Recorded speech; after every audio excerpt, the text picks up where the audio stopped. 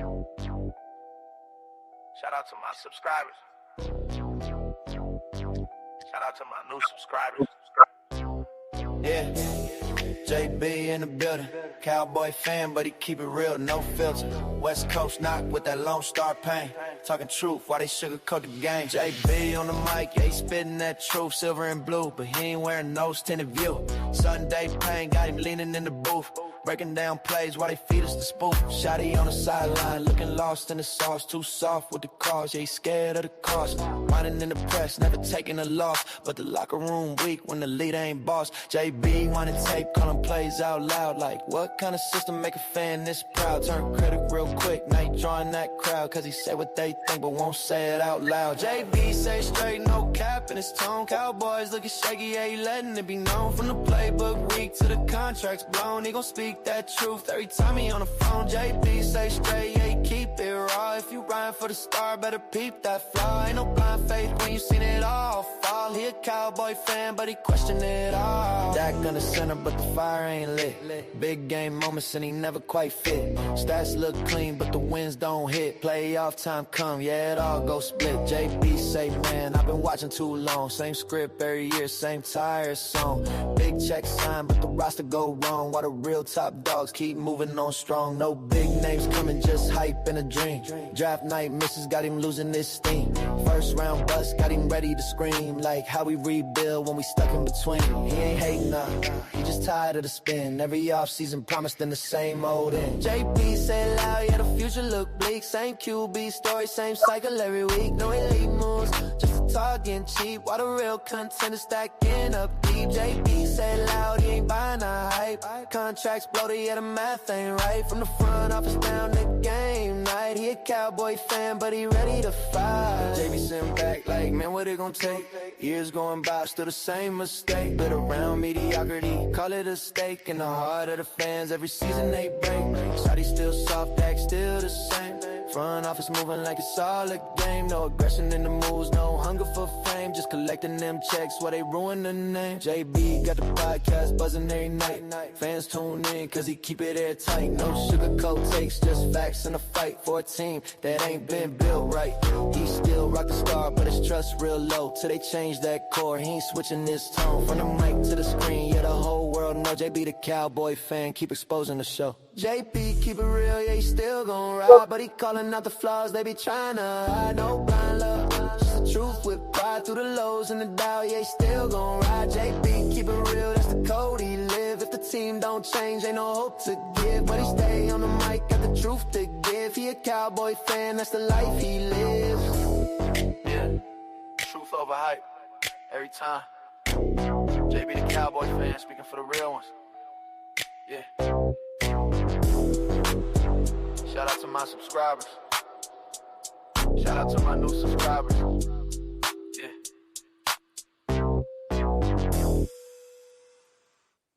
Yo, what's good, everybody? Yeah, we back at this again. What up, Mills? Appreciate you for stopping by. He say, now we trading up for the draft another week. Oh, I said, now we trading up in the draft another week of I think season. I guess next week we're gonna get the number one pick, bro. They saying, man, it's just so much different things going on right now, man, with this draft. They don't know what they want to go. Offense, defense, man. You right, Mills. This shit is crazy, man. This shit crazy as fuck. But my thing about was, I'm in my video, man, and it earlier today, and it kind of stuck out to me what Jesse Holly said.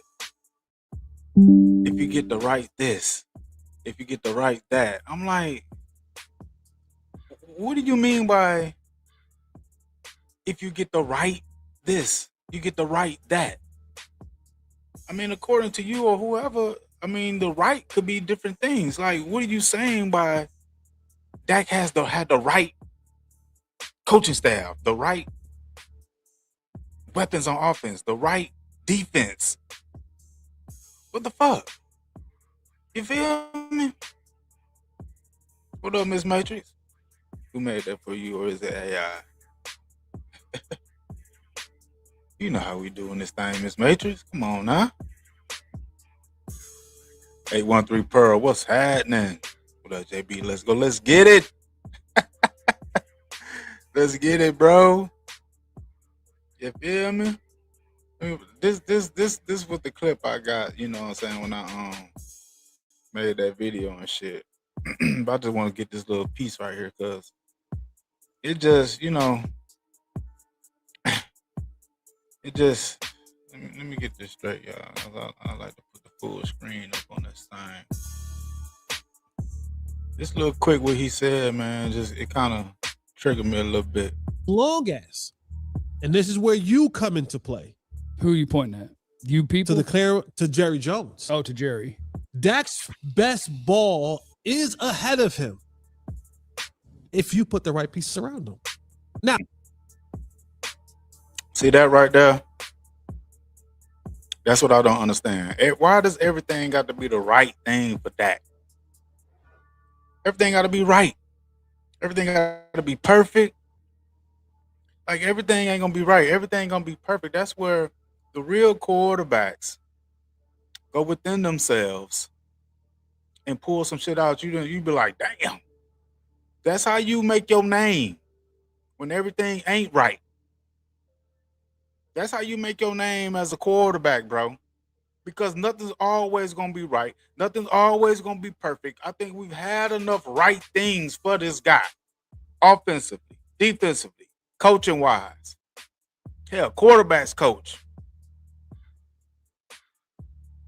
I don't know how much more right you can get. Huh? How much more right can you get? What you say, Jesse Holly? What you say? To Jerry Jones. Oh, to Jerry. Dak's best ball is ahead of him.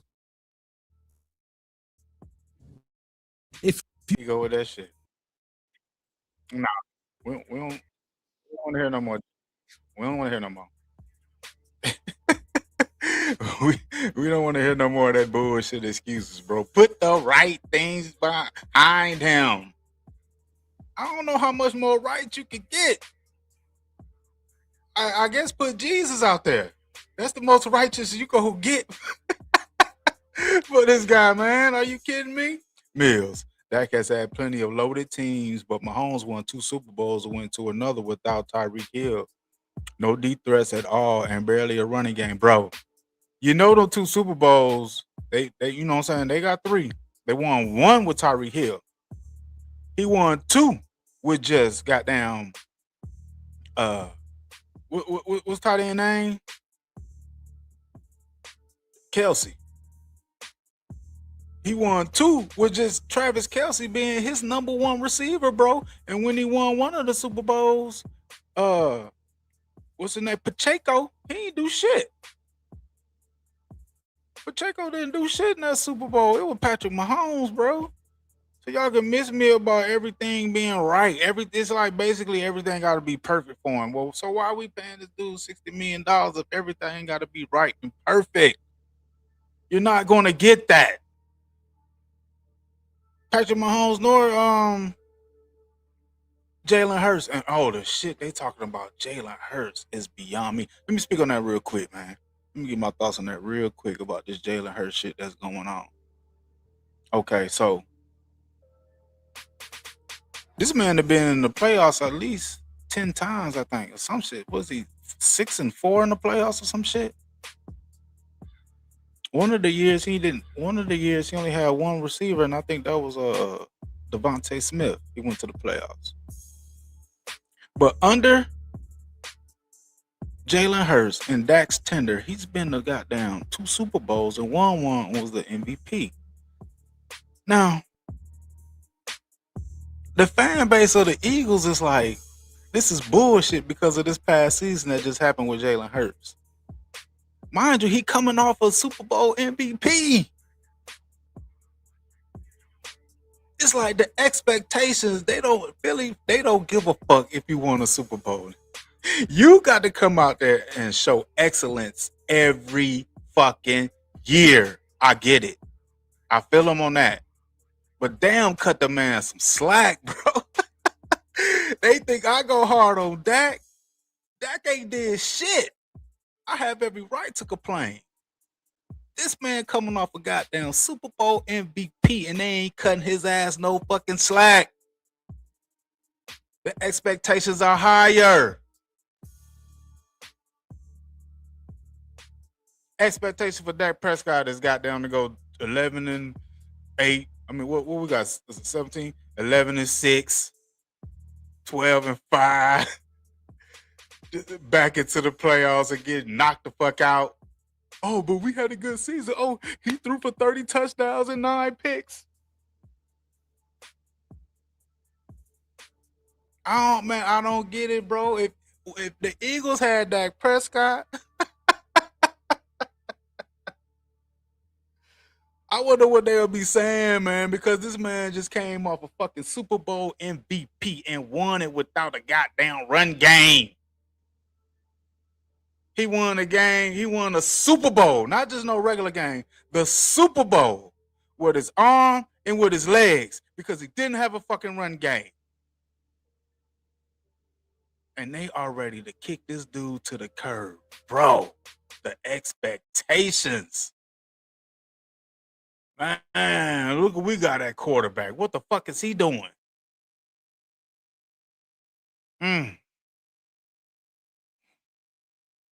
Miss Mason, to answer your question, that's need what every quarterback needs. Kind of a question is that competent front office, superior, smart coaching staff, weapons, and a top defense. Never perfect, but those are most of the important. But you ain't gonna get all of that at one time.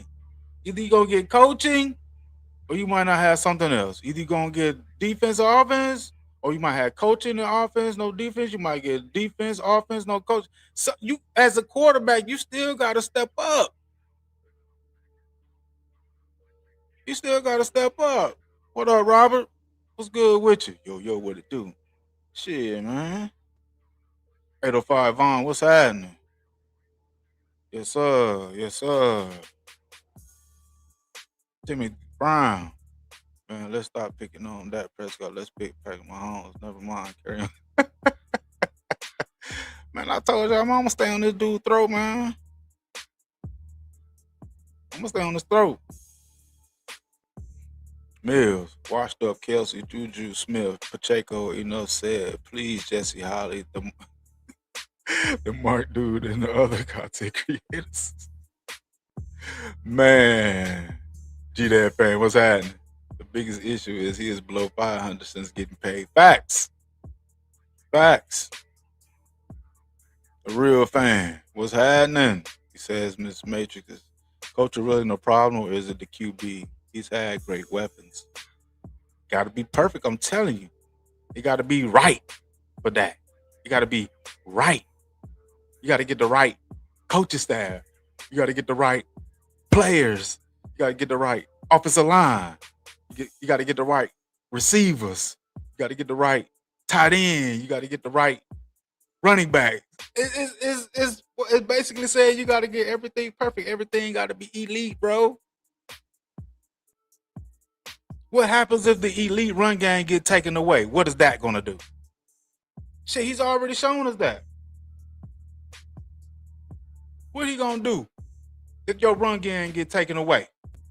Huh? Mills, I live in Philly. They going to run Hurts out of town. They don't care about 2022, 2024. Right! What have you done for me lately? And I mean, damn, look how we feel though. They ready to get Hurts up out, and they blaming him for this past season. That man he gets no credit for being a Super Bowl MVP.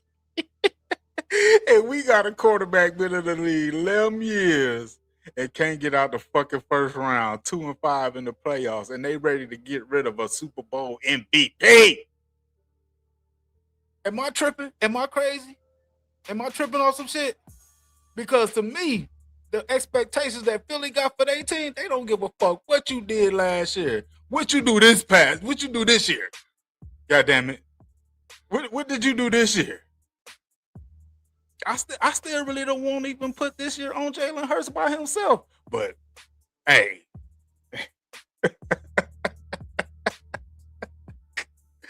Man, the expectations, bro. G-Dad fan coach cannot give him the ability to read defense. Right. He must do that on his own, bro. 11-year vet. Hell, the coach he had, they got together for the whole week before the goddamn Vikings game and still couldn't figure out the whole game how to read Brian Flores cover zero defense. But that's the coach Dak Prescott wanted. Huh? What you talking about? 805 Vaughn. Appreciate the $4.99 super chat, bro. Yes, constant contributor to the channel. Well, I appreciate you, bro. Don't let off on his QB. Man, come on, bro. Mills, Howie Roseman would trade Dak after 2019 or 20. Yes. Hell yeah. Man, come on, bro. I can't believe how they treating this guy, Jalen Hurts, man. I would take Jalen Hurts, bro. We'd have had 2 Super Bowl appearances. And he won one with the Super Bowl. That was the quarterback for my team. Man. From what we ain't seen in the last 30 plus years, and for the last 11, we got this bum-ass quarterback who's the highest paid in the league. You take his run game away like they did Tony Pollard in 2022 versus the 49ers. Oh, but Dak didn't have no running game. Them punk-ass motherfuckers was crying because he ain't had no running game and couldn't succeed.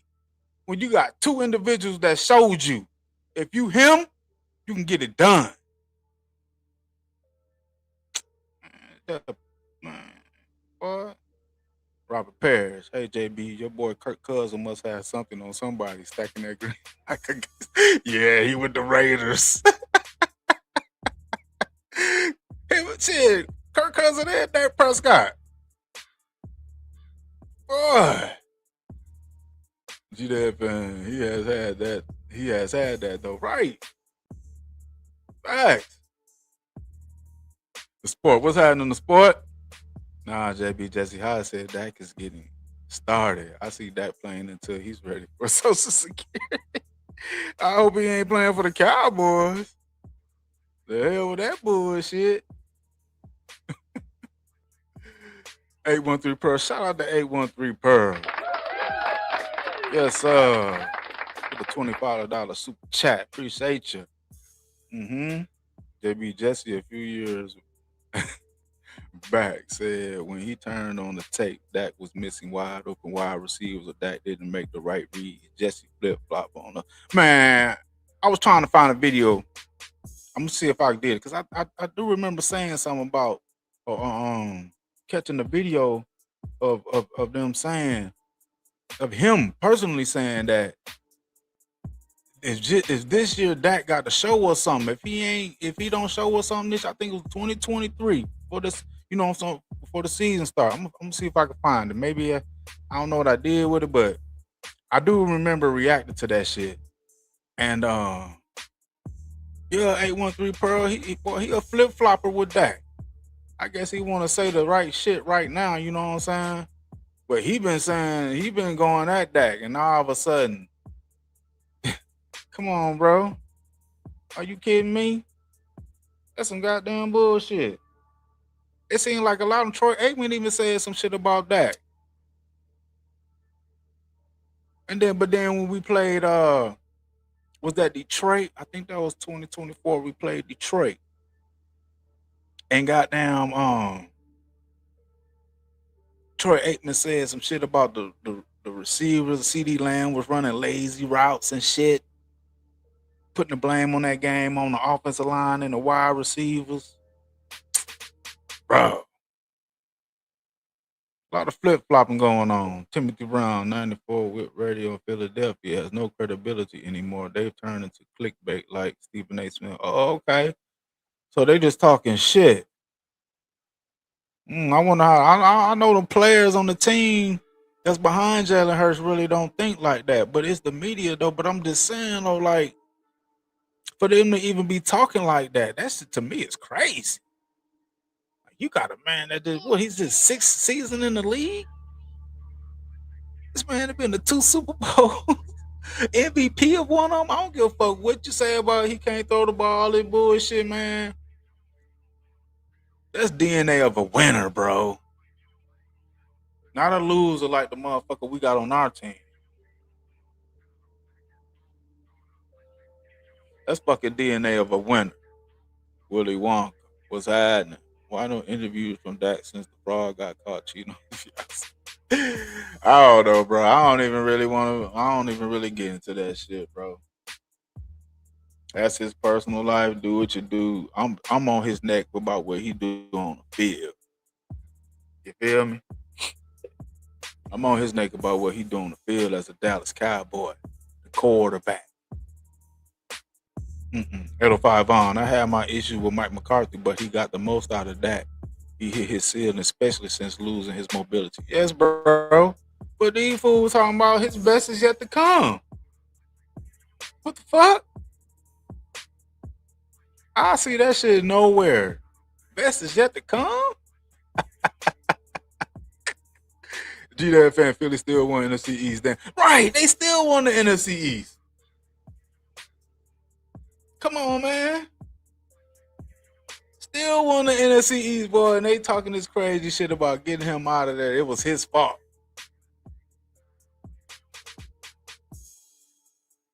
Man, they had like what? I believe he done had an OC every year he been in with Philadelphia. Each year he had a new OC, and he's been productive. Dak has got, yeah, they say Jalen Hurts is a coach killer. Dak Prescott the coach killer? Because he ain't proved shit with different coaches. Jalen Hurts won a Super Bowl with Kellen Moore. Dak couldn't do that with Kellen Moore. They blame Kellen Moore for Dak throwing all them picks in 2022. Talking about his option routes. He didn't run the ball. He ran the ball when he was here with Dallas. He ran it more than McCarthy.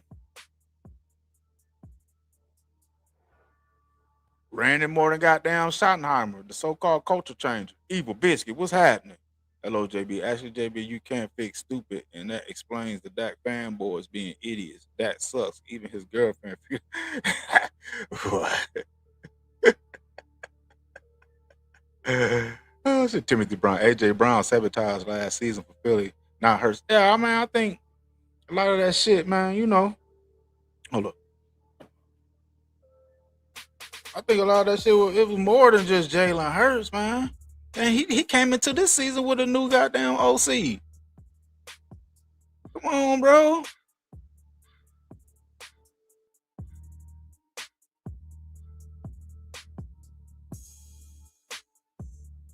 But Dak need the right coaching staff. He need to write some, goddammit, because he getting it wrong from the beginning to the end, goddamn. He getting that shit wrong like a motherfucker. What you talking about? Shit. Willy Wonka, never forget Dak had a 1.4 GPA.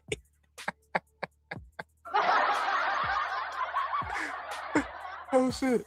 Willy Wonka, I'll take Hurts every day over Dak. Facts, bro. Come on, man. Real fan, Howie was smart for trading wins when he did. Jerry was incapable of doing the same.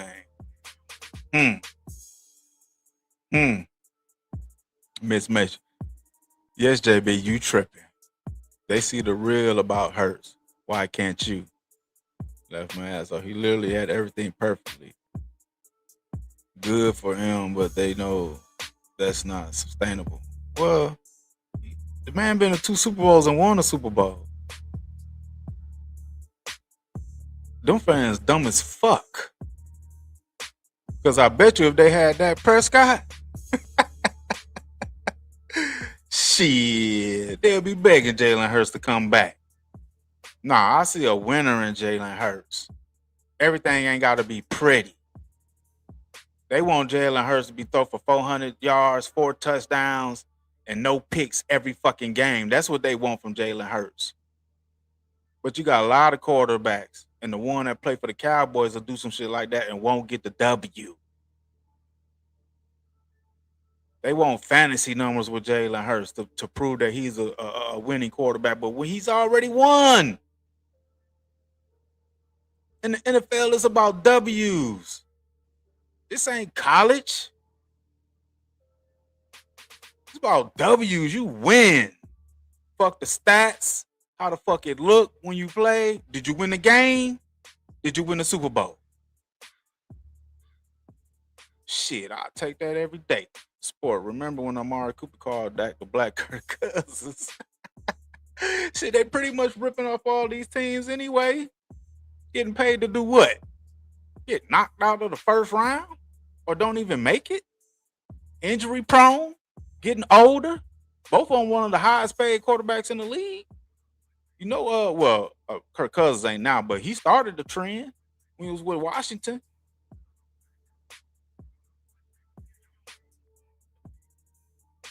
Gee.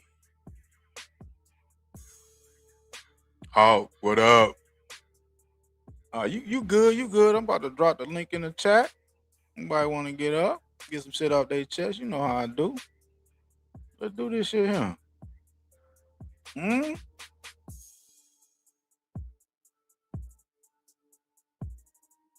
Cowboy chant, what's happening? What the Cowboys have been doing with Dak since day one. Keep that. Keep his ass on a tight leash and never let the O-line go bad in the first place. Man, but you can't. See, that's the thing, man. This is football, bro. This is a physical game. You're going to have injuries. You're going to have that. So right there off the top, that tell you everything not going to be perfect. So if just like with Tony Pollard got hurt in that 22 49ers playoff game. The $60 million quarterback is supposed to step the fuck up, bro. That's why we pay you the money. That's why you got the C on your chest, bro. You the captain, you the leader, you the quarterback. I'm gonna keep saying that shit, and I'm not gonna stop. You damn near 98% responsible for this team winning on the field. You control the game as the quarterback. You make all the proper decisions. Well, you're supposed to. When you a leader, you carry. And you lead by example. That's performing when it matters.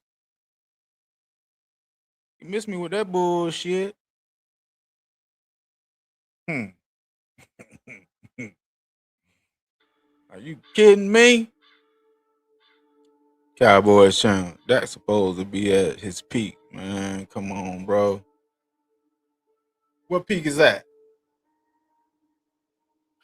What peak is he supposed to be in right now? An elite quarterback status? Shit.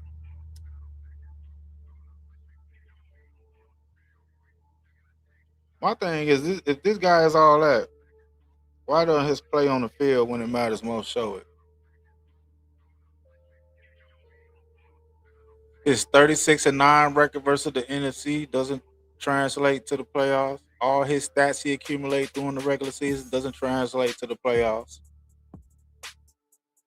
No. Not at all. Cowboys, especially with the knowledge of having 10 years experience, but he's a bum. Right. People bitch. Cowboys will never win anything with Dak. It's time to move on. Yep. And I'm going to keep saying it. I'm going to keep saying that shit, bro. I don't care what they talking about. Cowboy champ. To be perfectly honest, I don't give a damn about the Eagles. Fuck them. What up, champ? I don't got the Eagles, but man, they want to compare the two quarterbacks and compare the teams. Man, I really gotta shut my mouth because we can't say nothing about the Eagles right now. they have accomplished more under Dak's tenure, man, bro. I can't really talk shit about the Eagles. I just got to be honest and truthful about what I see. You feel me? What up, champ? What's up, man? What's up, man? How you doing, man? Good, man. What you got, bro? Yeah, man. I know that people talking about them Seagulls. I still can't give them credit, man. It just the cowboy me. I hate that green team with the chicken wings on side of that helmet. I can't stand them. But anyway, I do give them credit because they have been to 3 Super Bowls in the last 30 years. Only thing Cowboys have done is piss on them damn selves. That's Zach the Martin said only the thing same they thing. did. Zach Martin said the same goddamn thing. What up, Uncensored? If it ain't live, it ain't me. Me? What's good, brothers? What's up, man? How you doing, man? I'm doing good, man. I'm blessed. Having a great day, man. Yes, sir. Yes, sir. How about Man, you guys? man, it's a sunny day in Dallas. I was about to I'm say just that weather looked great down there. man. It was raining this morning, but you see, I got these translucent glasses. We seen Yeah, you out there, man. guys. Man, it feel good outside. About like the 60s. It feel good. Looking like an OG Ohio player. Ain't it was like 87 degrees here in the GA, bro. Yeah, Yeah. I think we had 80 degrees out here in Vegas too. Yeah. Yeah, I ain't gonna lie, it feel good here today. Man, I gotta get all y'all out here to Vegas so we can party like animals, man. Yeah, we need to do that, man. My mother-in-law, she used to stay out there. Fifth coming out later this year. Oh yeah, Yeah, Maybe. y'all should link up. Yeah, y'all yeah. should Maybe. link up. I think he's coming the second week of July or something like that. Yeah. Second week of July. Yeah, I'm gonna have to pinpoint that, man. I'm gonna have to make that trip, goddamn. Hey, come on out, Yeah, man. Let's have a good time. yeah. But what We you can got? go live from my backyard, man. I know you got something on this. Everything got to be the right. That got to have the right coaching staff. He got to have the right weapons on offense. He got to have the right defense. So I'm gonna answer your question with a question. I know that's disingenuous, but I gotta do it. What is the right players? What is the right coaching staff for Dak Prescott? Can I answer that first? Can you point out a situation in the NFL since Dak Prescott has been in here that would be the right coaching, that if you swap their quarterback for Dak Prescott, that you get the same results or better? Me personally, I'm gonna use a blueprint from Seattle. One Super Bowl. You put Dak Prescott on a very short leash. You run the ball, have his bitch ass just to hand off the ball and throw it to open man. Make it simplify. Don't uh don't make him something that he can't not do. Yeah, now I understand that, champ. But what I'm saying is, if you took Dak Prescott last year and you put him on Seattle last year, do they win the Super Bowl? You took too long, champ. Hell no. If it ain't a yeah, if it Nah. ain't a yeah, it's a no. Now, see, what you trying to say is that if you can change Dak Prescott, then you can win a Super Bowl. Yeah. But see, that right there answers the question. That there is no pieces that you can put around Dak Prescott. You have to change Dak Prescott. Because if you telling me a team that won a Super Bowl rather convincingly at that, if you put Dak Prescott there, you don't believe he can get it done, then there's nothing you can put around Dak Prescott to get it done. Damn, I can't stand that bitch. Now you can go back to, I don't think the Kansas City Chiefs. If you put Dak Prescott on any of those Kansas City Chiefs teams, I don't think they win. Oh no. I don't think if you had Dak Prescott on the Eagles when they shut down Saquon Barkley, I don't think you win that Super Bowl. Well, he And showed that- he couldn't do it without a running game in the playoffs. And that is the question. Okay, People okay. ask about it. That's the question I bring up. is if you got the best teams in the league that year and you don't believe he can get it done with that team, then there's nothing you can put around him. Because a lesser quarterback in the eyes of these Dak fans got a Super Bowl. People tell me all the time, oh, Jalen Hurts is not a better quarterback than Dak Prescott. Then how come he can win? How come he can get it done? They can never answer that question. It's always an excuse about somebody around Dak Prescott. But then when we do the what if you swap him game, we always come out to the same result. Every damn time, man. Every damn time. Yeah. It's always about fucking number 4. Always. Always. Man, I mean, just you know what? I think the one game that to me really showed how bad Dak was, it was the Carolina game. I mean, it's the fact that the Cowboys had a chance to win that game, but they decide to 3 and out because you didn't believe that your quarterback can sustain a long drive, and you want to try to gamble on your damn defense, but you cannot trust the damn quarterback. The same called quarterback that threw 4,500 yards last year.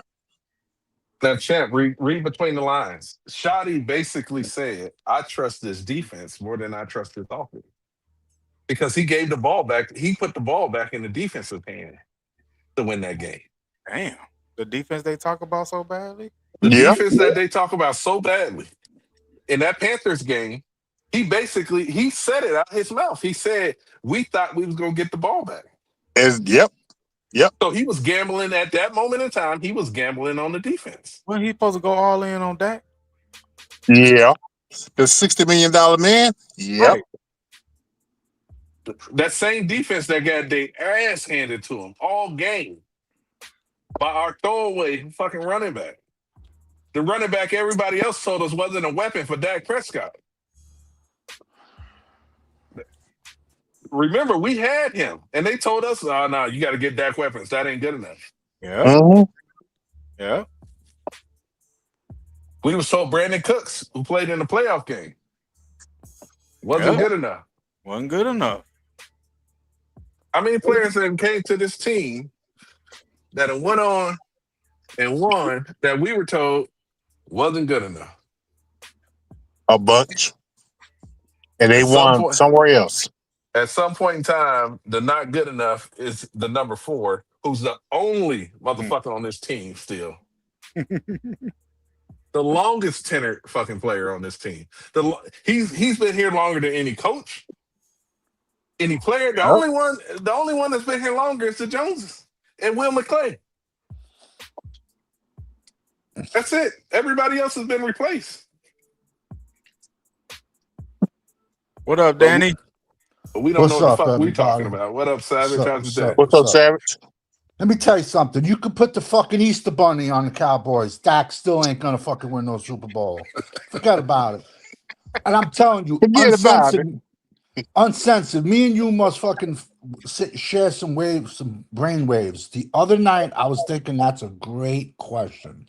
If you would have put Dak on Seattle last year, I think the better way to put it is, would he have gotten, not win the Super Bowl, would he have gotten there? And I think he just would have fell apart in the big games. When you're in a fucking dome and you're dripping sweat like you just did a 4-day bender and everybody else around you ain't dripping sweat, that's nerves. And it happens. But he falls apart in big games. So, in my opinion, you could have put Dak on that team, but he would have shit the bed in the big games. And I was going through my... Yeah, and I feel you, Danny, because we've seen the examples. He showed us the examples when he's had that. Because he's had the same equivalent defenses. Dak has had better teams than this Seattle team. Oh, yeah. He said Facts. better. And anybody who want to disagree, we can go at it. Because I'm telling you right now, Dak Prescott has had more talent and better talent. Hell, some of the talent that was on the Seattle team came from Dallas. Damn. Man, you know what? That 2016 Cowboys team was good. Of course, you know, we all know 21, 22, 23. All three of them damn years, the Cowboys was in the right position to go further in the playoffs. But only one person intercoursed it up, and that was that trash cop. This You see, is the you see that difference. photo I got right there? Dak Prescott sitting on his throne. Yep. Yep. That's how they treat that man. Yep. They worship this guy, bro. This Oh is the man. difference, man. Last year in round 2, the Seahawks took a safety out of South Carolina, Nick Umanera, who was so big, he made my linebackers list. Because I'm like, in 3 years, this kid's going to be a linebacker. He's a legit 6'2", 6'3", 230, and he's a wrecking ball. And they took him in round 2, and we took an undersized pass rusher in round 2. We could have had Nick Umanera on our team, but no. We took Donovan Ezraku, who people say, oh, but he had splash plays. I don't even know what the fuck. What, are we going to do a water park or something? A slip and slide? What's a splash play? Because I don't know what it is. But A splash play is a player that is inconsistent. Because if you are that dude, you don't splash. You always doing it. You're This is right. the standard. No, yeah, that's a good way to break A that down. splash play is, oh, this popped up out of nowhere. Yep. Hot and cold. Another way of saying Yep. hot and cold. That's a splash player. There's no consistency in this Cowboy organization from the top to the bottom. I don't know what the standard is around this team. Even you ask the fans, they don't know what the standard is. Mediocrity. But that's borderline. They're okay losing. Yeah. These fans are okay losing if Dak Prescott can put up 4,500 yards. 4,500 yards and 7 wins. If Dak Prescott put out the fucking Jim Jones Kool-Aid and said drink it with the cyanide in it, there'd be a fucking it'd be a mile long. They're like, give me 2 cups. Have Dak sign one of them. Give me 2 cups. Shit, I said that Dak is the new drug. Boy, Yo, this is a generational problem, man. There is an entire generation of Cowboy fans that are okay with just watching them play. They don't have a standard of wanting them to win. There's an entire generation out here that has never experienced Cowboy success. If you are under the age of 40, I would imagine you struggle to ever remember a Super Bowl with your own eyes. Because if you're 40, that means you were born in 86, which means you was 10 years old the last time the Cowboys, if you were fortunate enough to be born in the early part of 86. Yeah, Super Bowl. You would have been 9 to 10 years old if you're 40 right now. So I'm gonna say anybody under the age of 40 probably don't have their own recollection of Cowboy success.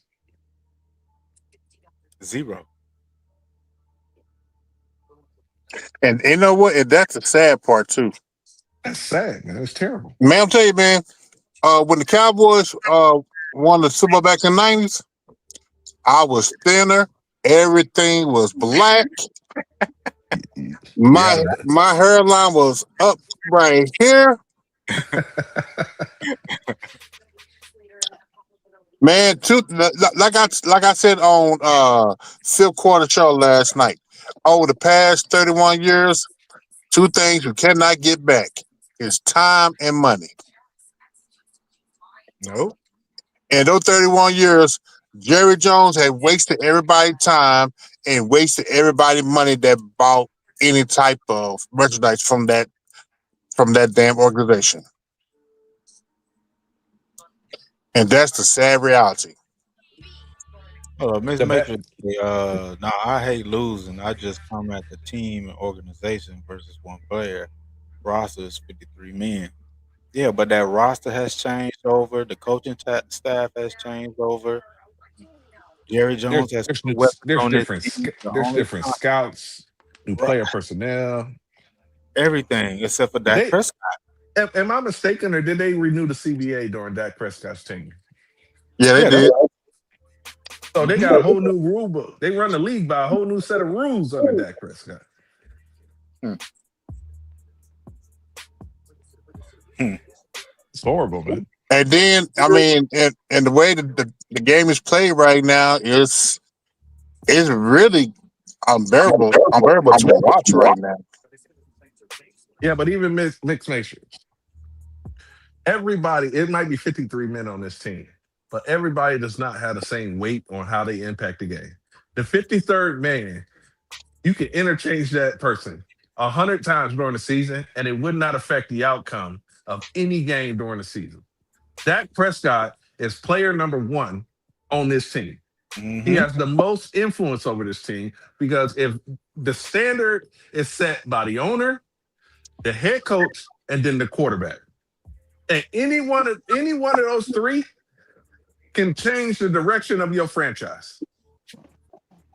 If you swap out Tom Brady for Dak Prescott, the direction of this franchise changes. If you swap out Shoddy for prime Bill Belichick, the direction of this franchise changed. And you just saw it with Washington a couple of years ago when they got rid of Dan Snyder. The entire direction of their organization changed when they got rid of the owner. But you can get rid of as many wide receivers and running backs and linemen as you want. They're not going to change the direction of your franchise. You have Randy Moss has not won a Super Bowl. Terrell Owens has not won a Super Bowl. Derrick Henry has not won a Super Bowl. Larry What's his name? Fitzgerald, LaDainian Tomlinson, one of the best running backs ever. Adrian Peterson. These running backs interchangeable. How many linebackers, Hall of Fame linebackers, no Super Bowl? Cornerbacks, no Super Bowl. The quarterback is the one that changes the direction of the team. So when they say that, oh, it's a 53-man team sport, yes. But if you sell in a ship, it doesn't matter what the stewardess does or the guy or the housekeeper does if the captain is steering you right into the fucking coastline. Yes, it takes the entire crew to have a successful cruise. You need the plumber to unclog the toilets. Otherwise, you end up with the shit cruise. Google it. That was the actual fucking thing. And yeah, I saw that shit. It takes the plumbers and everything, but it doesn't matter anything if your captain is about to run aground. What does it matter what the cook is cooking in the buffet if you're about to crash? And Dak Prescott steers us into a crash every single fucking year. and people, you know what? And the Daccaronis, for those who never heard of that term before, Daccaronis are people who worship Dak. Man, listen, if Dak Prescott Those same people, they will fight to the tooth and nail to defend Dak. No matter if they'll blame Jerry Jones before they blame Dak. listen, if I'm on a plane and the plane crashed and the pilot survives, and then I go get on another plane and I see that same fucking pilot up there in the cabin, I'm not getting back on that fucking plane. No. And we got the captain of this team is Dak Prescott. And that motherfucker fails us every fucking year. Over and over and over again.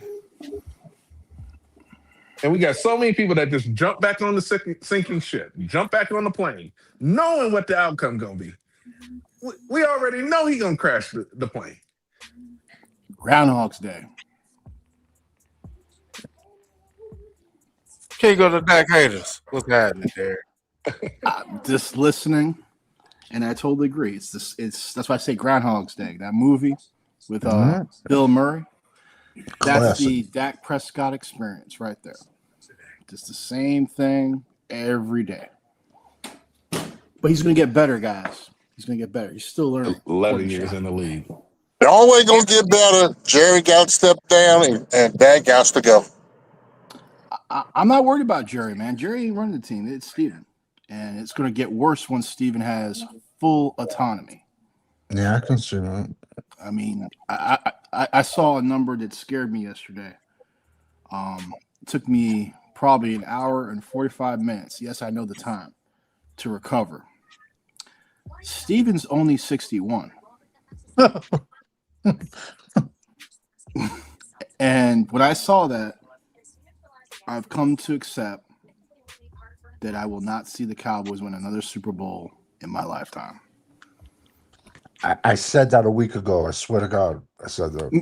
And you're correct, because you're the one, it's just Savage, you're the one that caused me to go look up his age. And when I saw that, the reality just hit me like a ton of bricks. I mean, I'm not kidding. I sat in my chair after seeing that, and I was just frozen. Everyone's like, "You okay?" And I'm like, "No," because reality, when you deal with reality, it's totally different than anything. And that's what I came to realize right there. Because if you saw how the Cowboys were when Jerry had full autonomy, so to speak, with Jimmy and all that, right? It worked.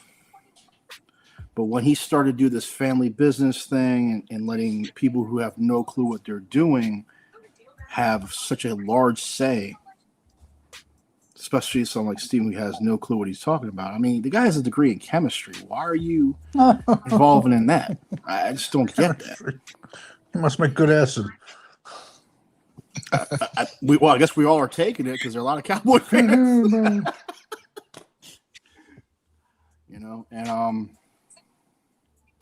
I don't know, man. I'm just the reality of that.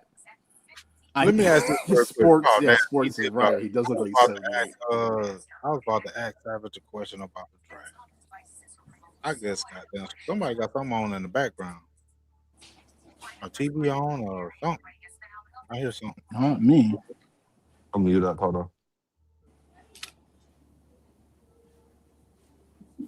Hey, Savage, come back, bro, because I wanted to ask you a question about the draft real quick. With everything that's going on about, I'm hearing a lot of Cowboys talking about moving back in the draft. They better not. Yeah, they don't have that luxury. What you think about that, Uncensored? Then, Derek, what you think about that? They need high level top tier talent, and the Cowboys they love to get into this no man's zone. I think when you pick top 10, it's very hard to fuck up because you should be taking the best player available, no matter what position it is. Yeah. Once you start getting back into 15, 17, 20, 25, you're in no man's land. And if you look at the history of the Cowboys, they fuck those draft picks up a lot. A lot. Unless a player falls to them where they're already in that range and a player falls like a CeeDee Lamb, or they moved up to get Dez Bryant right at the edge of that range. Yeah. Outside of that, the players that fall to them, they fuck up all the time. Well, this goes back. Even if they get number 12 right, I have zero faith that they're going to get 20 right. Well, here's the thing: even if they get 12 or 20 right, the thing that has been a consistent since 1994 is that they are not been able to find the most important parts of your franchise, which happen after the first round. We're talking, you got to find players in the fourth or fifth round that turn into something special and maintain them. Oh, yo, hold on, Derek. I don't mean to do that, but they say Dak was a gem in the fourth round. Man, why you gotta do? They said this guy was a gem at the fourth round. All right, I'm gonna push back on that. Dak Prescott is a great fourth round pick. That is what you expect out of your fourth round pick. A contributor, but not a game changer. Mm. And that's what Dak Prescott is. Dak Prescott is I don't tell people Dak Prescott is a bad quarterback. He's an okay quarterback. He's okay, but he's not good enough to get you over the hump. And I want a fucking Super Bowl. Yep. So get me a Super Bowl caliber quarterback in here. Dak Prescott is a regular season quarterback that can win you a decent amount of games. He's going to go slightly below 500 against playoff teams and teams with a winning record. And when he gets into the playoffs, he's going to fall on his face. That is who he is, and it's okay because he's a fourth round pick. But at that point in time, you got to realize that Dak Prescott has hit his ceiling. His ceiling is not good enough to get you to a Super Bowl. Therefore, you have to move on, and that goes for every position on this team. Right. If you get a tackle and he plays good, except against the top 10 players, top 10 edge rushers in the league, you got to look at getting better at that position. How come we do that? We interchange people. We talk about getting rid of Hooker, and we got rid of Wilson, and we want to get rid of Diggs and Parsons and all of these other players and Van Der Esch and Jalen Smith. We talked bad about all of these players and said they're not good enough. And nobody has smoke for us. They like, yeah, you got to get better there. We talk about getting rid of one of the best kickers in the league because they don't want to fucking pay him. And now, but when we take those same arguments and we swap out Jalen Smith or Donovan Wilson and we put Dak Prescott in there, all of a sudden now we don't know football. Dak Prescott is an okay quarterback who is a fourth round draft pick who is overachieved but is average in the league. And we need a Super Bowl caliber quarterback. So you should always look at getting better at every position. And since 2016, the Dallas Cowboys have not put legitimate effort into getting better at the quarterback position. In all honesty, I can say that they haven't tried to get better at quarterback since Tony Romo. Spending a fourth round draft pick on a quarterback is not trying to get better. They drafted Dak Prescott, and people don't remember, he was number 4 on the depth chart going into that training camp. Yep. And through injuries, he was able to start. And he played well with a good running game, limited snaps, limited passing reps, and a decent defense. But then I got some Miss Matrix for you. She said, what about all those times you said Dak is ass? Dak plays like ass in certain situations. I'm gonna call him ass in that moment. Dak Prescott in that Denver game, ass. Dak Prescott in the Lions game, ass. Dak Prescott against Arizona, ass. Dak Prescott was ass several times. He was ass in week 1 in the second half of that game. Even though CD let him down, he still played like ass. They didn't score. CD ain't the only wide receiver on that team. You mean tell me he can manipulate the defense and go somewhere else? Listen, I said CD Lamb needs to take 88 off. Yeah, he do. He is not living up to what 88 is. 88 is supposed to be lights on, the heat is on, big moment, gotta have it. I'm going to 88. I don't give a fuck if you put 11 people on. That started with Drew Pearson. You could watch the tape on him, and I don't understand how that man got open, but he always got open when it mattered most. Irvin did it. Dez did it. Lamb doesn't do that. He doesn't show up in big games. But it goes back to you're saying, back to the team building process, man, which is you should always be looking to get better. I think the story for those obsessive Dak Slurpees, the story might have been a little different. Don't think so, because back to Uncensored said, you still should be looking to replace that. If Dak was not the highest paid quarterback in the league, and let's say his first contract when Jerry re-signed him after his rookie deal was like $20 million, and the Cowboys, and I know they would have failed, continued to not bring in the pieces. I mean, it's an on thing, because you have to be able, like you've said so many times on Censor, they fall in love with the players, and this NFL that we're in, this era of football, you can't do that. They're interchangeable pieces, and you got to trade them out when you can. Lamb is hot. His contract, whether it's this year or next year, you're in a position to trade off from him. You are, because you can sign George Pickett. He's younger. He's a younger guy. In this draft, when these receivers drops to you, at the 20th pick or whatever, you should be looking to grab them and replacing Lamb. And the same thing with you talk about receivers, and I see Danny got back up in here. Yeah, there you go. Okay, so what you were saying about receivers, and I'm gonna ask y'all this, and everybody can answer this. Do y'all think it picks for Pickens if he signed that goddamn tag and get a wide receiver in the draft, or go deep? I mean, that's the smart way to do it because, I mean, listen, we all know Pickens ain't going to take the hometown discount. And he's going to want that at least 130, 140 million. And if you don't give it to him, he'll show up he'll sit out OTAs, he'll sit out training camp, he'll show up game one out of shape, suffer a low body injury. But I mean, Miami got no problem trading wide receivers. The Phillies getting rid of Brown.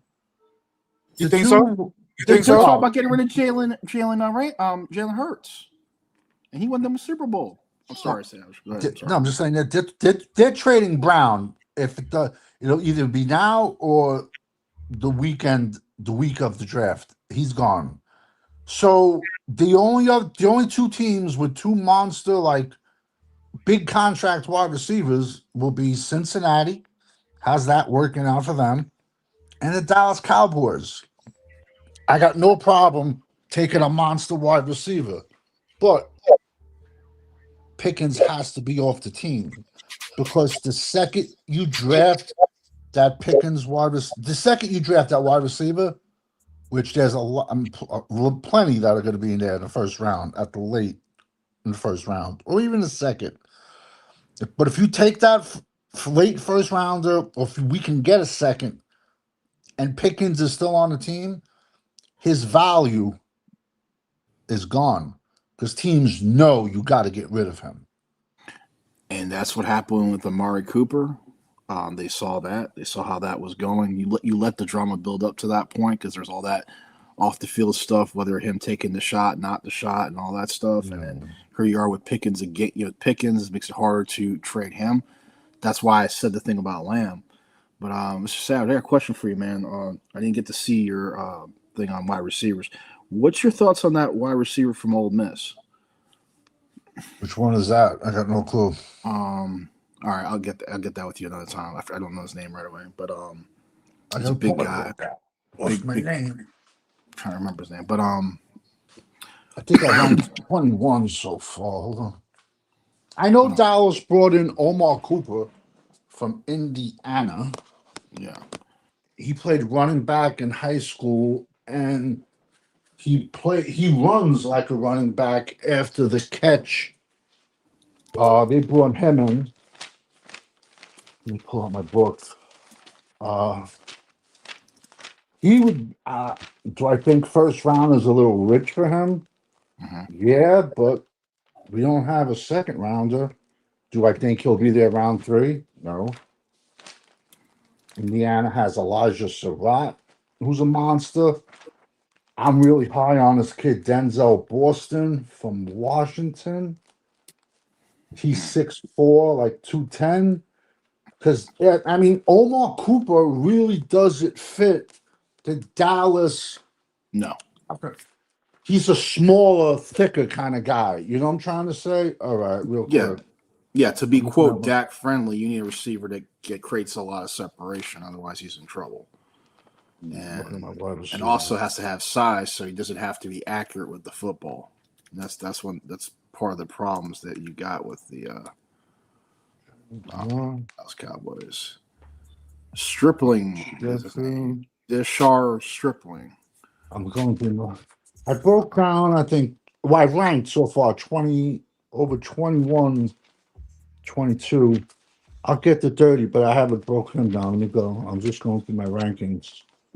But I'm sure if I go on my channel, I'm sure I broke them down. Let me just go through everything. Hey, while you do that, Dan, I'm gonna give a shout out to 1980 for stepping up in the chat, man. I appreciate you, bro. I gotta give a shout out to this guy, man. I subbed to his channel years ago, I just got to get a shout out to him, man, because he's been an inspiration for me. Starting my channel, being real about what you see about the Cowboys, and since I've been following him, man, and people turn on him because he get the truth. They, you know what I'm saying? They get mad at him. I follow him a lot in the videos, in the comments, in the videos. They be tripping. I'll be like, yo, these delusional Cowboy fans, man, they don't want to hear the truth about what's going on with the Dallas Cowboys, bro. So I got to give a salute and shout out to 1980, man. I appreciate you, bro. Now, Let's see. My top 10, real quick. My top 10. I got Chris Bell out of Louisville. He's great. His only problem is now watch the Cowboys draft this kid. 6'2, 6'4. No, he's like 6'2. His problem was he blew his knee out the last game. ding, ding, ding, ding, ding. Perfect Cowboy. He's a Cowboys fan. I got Ted Hurst out of Georgia State in there. I got Elijah Surratt out of Indiana. Chris Brazell, 6'5", and he ran a 4.37 from Tennessee. Jordan Tyson, I love him, but he was only when he was born, he was like healthy. He's just hurt so crazy, and he was not at he didn't do the Senior Bowl, didn't do the combine, and he's saying like he's only going to catch balls like April the 17th, which is crazy. My number 1 is Cornell Tate from Ohio State. My number 2 is Denzel Boston from Washington. 3 is Concepcion from A&M, and 4 is Makai Lemon, who I think drank like 90 Red Bulls before talking. Then I got Eric McAllister, TCU, Malachi Fields, big kid, but I think some guys are calling this kid a first-round pick, and I think I want what they're smoking. He's played for Notre Dame. Antonio Williams, Clemson. Jeremy Bernard, Alabama. This kid should be ranked high. He could be. And I did. He's 11. Skylar Bell out of UConn, 5'11", 190. He had, I'm going off the top of my head. He had like 111 catches, over 1,000 yards. Crazy. I'm also big on CJ Daniels from the U, 6'2", 200. He's gonna take the top off the field. Speedster, 50 catches for like 600 yards, 7 TDs. I like Zachariah Branch, Georgia. Omega Blake, Alabama. Dane Key. I think a lot of people are sleeping on him. Nebraska. Josh Cameron, Baylor. Another kid, small speedster, DT Shetfield out of Rutgers. Devontae Ross.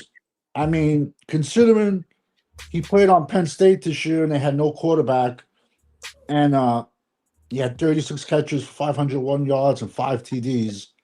And in 2024, he lit up Troy. He was at Troy. He had like 1,200 yards and 11 TDs. He's 5'11", a little on the small side, 170. Love him. Like I said, in the situation, I got another kid out of HBCU, Corey Rucker, Arkansas State. Nice size speedster. You know, I mean, I still got like maybe 10 more to do, and then like basically just sleepers. I pretty much broken all the positions down. I got to add maybe 15 to just, and then everything is super duper sleepers for the rest of the month. But that's what I'm saying. There's a lot of targets they can get in the lower rounds. I mean, you want to be able to do what like the Steelers have done in the past, which is getting receivers in the lower rounds. You shouldn't have to draft a wide receiver in the first round. And like Uncensored was talking about a couple nights ago, I believe, they need to solve this linebacker situation. And based on their track record, they're not very good at getting anything when it's past the first rounds. So have to force yourself to double dip like that, which is just a malpractice of building a team. But that's who the Cowboys are. I mean, it's just ridiculous. But I mean, you should be able to walk away from this draft with at least one quality wide receiver if you're looking to do that, and they may have to because of what's going on with Pickens. But you know what blows my mind? Why is it San Fran can get linebackers that are undrafted free agents? Why can San Fran do it? You know, Bro. Perfect example. I had a guy last year. He was a sleeper. Sean Dolak out of Buffalo, the University of Buffalo. Yeah, I remember He that. went undrafted. And he made San Fran's 53. Either San Fran or the Rams, but I'm pretty sure it's San Fran. You know, why is it all these other teams can hit? But yet, listen, I say the good and the bad. Once in a while, we hit on we're better on undrafted free agents sometimes than all late round picks, you know? But listen, this is just my opinion. No one in a million years thought CD Lamb was going to fall to us at 17 in 2020. Right. 20 teams in the NFL cannot draft. I'll bet anyone a beer. I don't drink beer, but a drink. Either Sonny Styles or Arvell Reese will be there at 12. Because it's what? The off the ball linebacker. Well, Reese is an edge to me, but they look at him as a linebacker. The off the ball linebacker has been devalued. But you're telling me 2 of them are going to go in the top 11 this year? I find that hard to believe. Nah, you can get in my world, I know I can get linebackers day 3. It stretches. I broke down, I think, 24. I ranked. I take that back. I ranked like 24. But there's so many. We suck at drafting. But don't you think, though, that the reason why the linebacker position now is starting to pick up value is based on the fact that it's because of the NFL rules now, it's impossible for you to have a shutdown corner.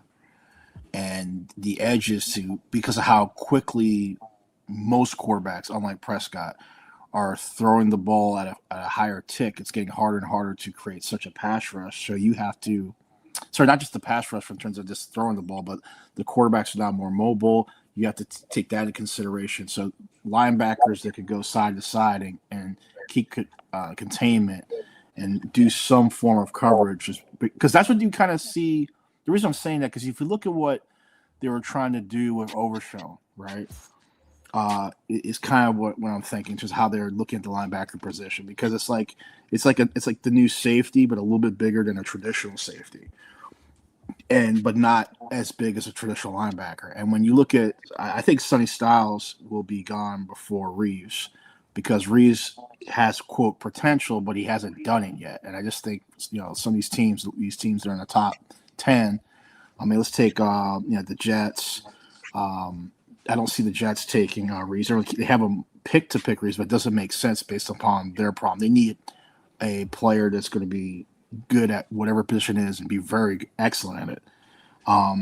Reeves, I think if he's there, I think Washington would take it, because Dan Quinn's going to see Micah Parsons, even though they're not really the same player. But I just see him seeing that and trying to, bring that back to where he's at. So I don't think they're going to be there. And then Bailey, I don't understand why he's just dropping from people's boards like that. I mean, yes, he's a pure pass rusher. Because he sucks. Yeah. Yeah. Well, that answers that question. And hold on. Let me get your opinion on that, Danny.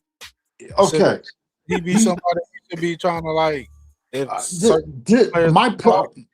is my problem. Big 12 defensive linemen do not equate to the NFL. They don't. They just don't transfer over. Big 12 in general, they don't play defense in the Big 12.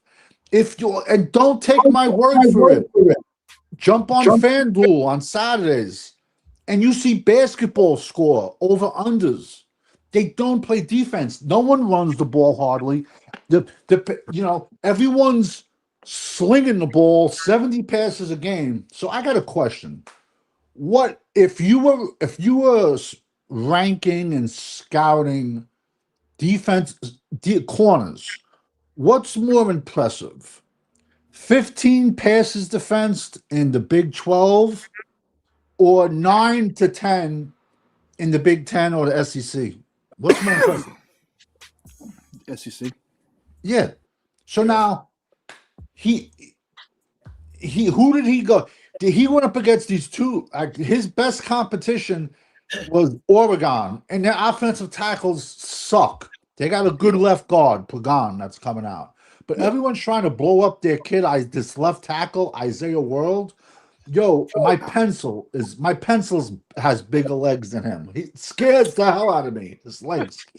I mean, it looks like someone took a knife and cut his calves off. Like you know when you were little and whittled wood. Yo, he has no calves. He has no calves whatsoever. It's like flat. That scares me with offensive linemen. I want to see big legs. Yeah. He didn't go up against nobody barely. Yo, Cornell Tate has wider shoulders than Bailey. He's going to get pounded, and I mean, no. Well, here's a question for you. I mean, I think we started this question last time I got on with you, and I don't know if we finished or not. That player, Gabe, the end from Illinois, Jackus. Yeah, I'll tell. I'm looking for him right now. Can you tell me? Yeah, can you tell me a little bit about him if you don't mind? 6'3", 275-ish. Did lose a little weight to show up for the Senior Bowl. And I'm going to I did rank him, but I've been watching him for years because their left tackle, J.C. Davis. And, I mean, he's a stud versus the run. I think a lot of people are sleeping on him.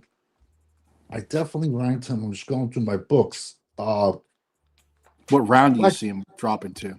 Oh, I don't see him getting out. I don't see him getting out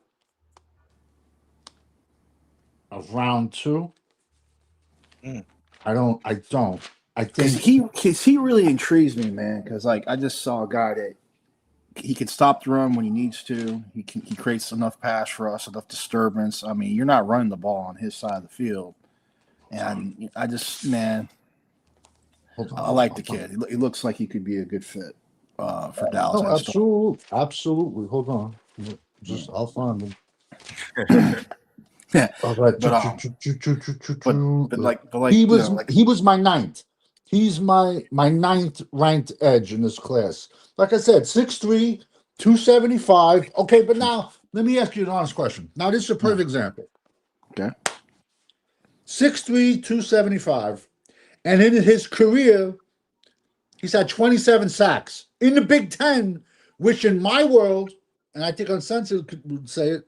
Yo, that's a running Big Ten, especially at the end of the year. You get those cold states in the Midwest. That's a running league, in my opinion. I would trust that more than like the kid you and I talked about before from USC. Well, that kid's much bigger than the kid we spoke about now. But see, I don't have Bailey that much further. I got Bailey at 10. He's 6. Yo, David Bailey is 6'2", 230. And he had 14 and a half sacks this past season for Texas Tech in a division where they play. They just don't play defense. I got Bain as my number 1 edge. I got Keldrick Fork, Auburn, 6'5", 290. He can't even drink a beer, bro. He's 20 years old, man. I got Akeem, old man, Massador. I don't like him for Dallas, but now I draft for all 32 NFL teams, my channel. 4, I got a kid I'm huge on, Zion Young out of Missouri, 6'5", 270. Everyone's TJ Parker. Everyone. This kid was supposed to be a top 3 pick, but he took the year off. TJ Parker out of Clemson, 6'3", 265. You better really trust your scouts with him because you got to go off his 2024 tape. At 6, I got Penn State's Danny Dennis Sutton, 6'5", 260, 24 sacks. He has a huge frame. Let's see. Arvell Reese is my 8th. He's my 8th ranked edge. Yeah. Because I can't call Arvell Reese a 1-year wonder. Yeah. He was an 8-game wonder. And then he vanished. Then I got Malachi Lawrence, UCF, David Bailey I got 10. And honestly, I got Derek Moore at 11 out of Michigan, 21 career sacks, 6'3", 260. I should have put Derek Moore ahead of David Bailey, but I don't want to hear people's mouths anymore. 12 catches, Howell, A&M. Let's see. But with that, Go ahead. With that being said, sir, my question, another question I have with that, just to bounce this out, because I know everyone's the last panel, everyone's talking about you want to double up on the linebackers with these 2 first-round picks. Are any of those edges we just talked about you think are going to be available for Dallas to even entertain later on that could help them shore up the run and maybe have some kind of pass rush, but not nothing special? I think you could see Keldrick Fork slip because he didn't have the greatest year. He only had 2 sacks, but he played on a horrible Auburn team. Yet he's 6'5", 290. He had a better 2024, but like I said, he can't even buy a beer, this kid. So you got to look at what potential you see in him. Yeah. Start him at edge. Worst case, throw him inside. Zion Young, you can get him late out of Missouri. I'm pretty sure Malachi Lawrence out of UCF, 6'4", 260. He had 7. He was at Dallas, I believe. He's a Dallas 30 visit. You can get, So which linebackers would you grab with the 12? Linebackers. I was talking. No. I'm just saying, we're talking about both because I think it's a combination, of things because they got to work together. Be a linebacker or DN. I'm just thinking, because I think you got to linebackers because I just think we need to double up on that, man. We don't have. I don't think we have the. I'm not confident in the linebackers that we have currently. That's going to be able to be effective in that 3-4 defense. So, exactly. I'm just saying because I think your 2 first-round picks, you may have to just burn them both on linebacker, and then your later round picks, you got to find these guys for the ends to help hold it in. And I'm not talking about the traditional pass rushing D ends, but like what they are in the 3-4, where they're basically players that got to hold you where you're at. Remember this statement, and I'm deathly afraid, but I can see them doing this. If they're sitting there at 20, and whoever they have number 1 on their tight end list, I can see them taking a tight end at 20. At 20? As scary as that sounds, I can see them fucking it up and taking a tight end at 20. So what makes you say that? Because they fuck everything up. Well, I agree with you. The fuck up part. But They fuck up a week's party, a week's vacation at the Playboy Ranch. They fuck it up. They would fuck it up. Come on, seriously. Do we really have faith? Do we really have faith in them? Not to fuck up at least one of them, if not both of them? That's what I said earlier. No, I'm just saying, I don't know if we get tight end. I know they'll screw it up. That's what I said earlier. I think they're gonna hit on 12, but I think they're gonna fuck up 20. Because they brought in tight ends for their 30-30. You got to and small tight ends, which don't make sense. Dallas loves the 6'5", 6'6" guys.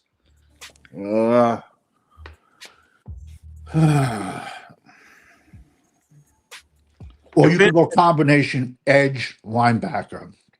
Listen, bro, it's not going to be, and the fans will go crazy. Or give me the best. But the safety class stretches. But if I can get a Dylan Demon, he'll. Don't be shocked. He goes in the teens. He's going to go a lot early. Don't be shocked.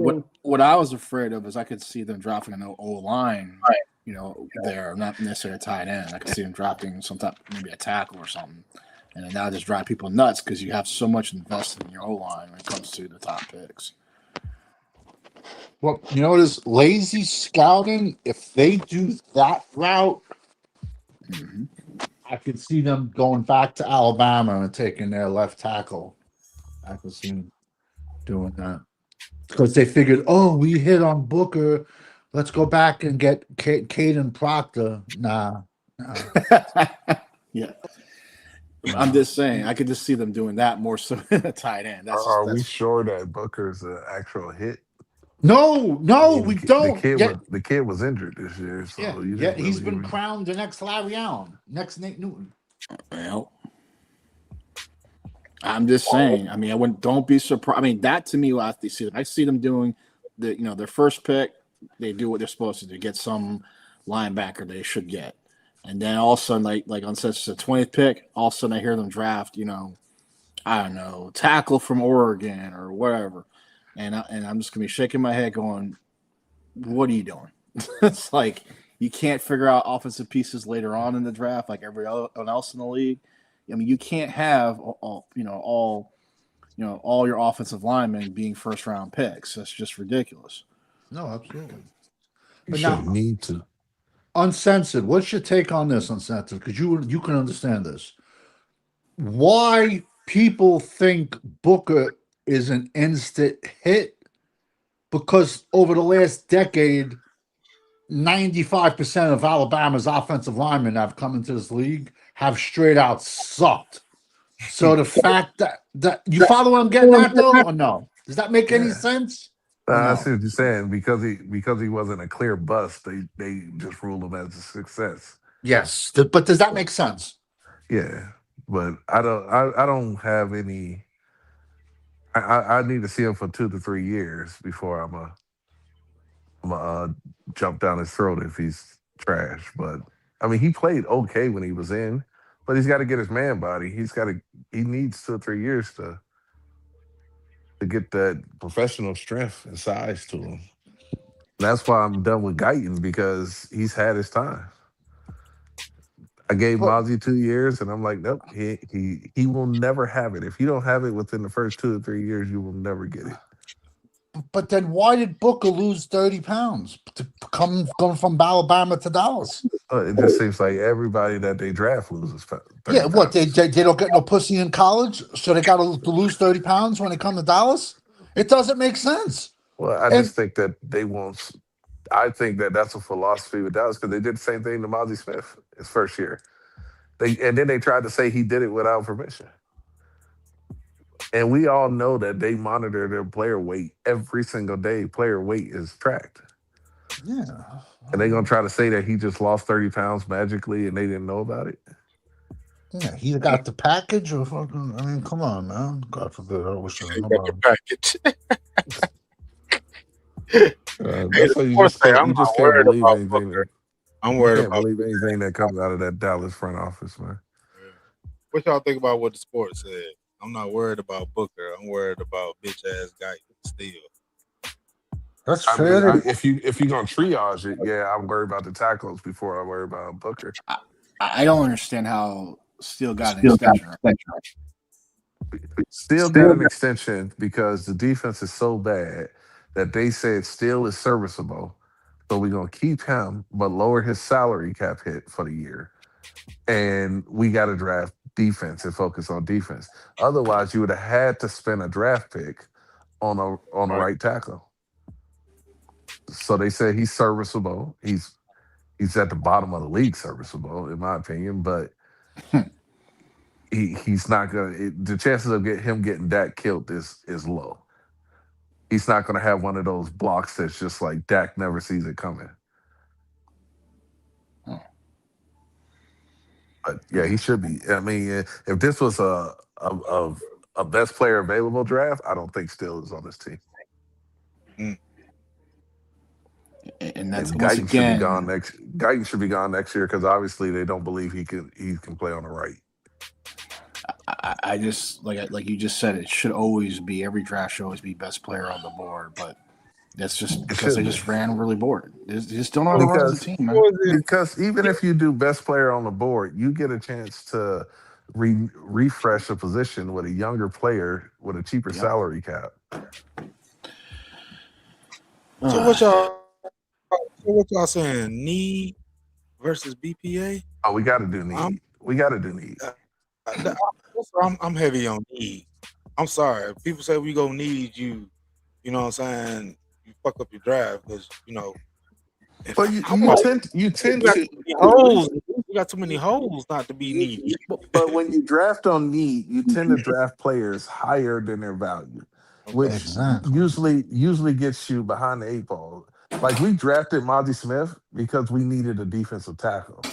Mozzie Smith was not the best player available at that time. Okay. It's the same thing with Booker. Tyler Warren was the best player on the board at the time. By far. But we took him because if Zach Martin doesn't retire, we're not drafting Booker. But like that's the thing. We entered drafts. We entered last year's draft with no guard, no right guard.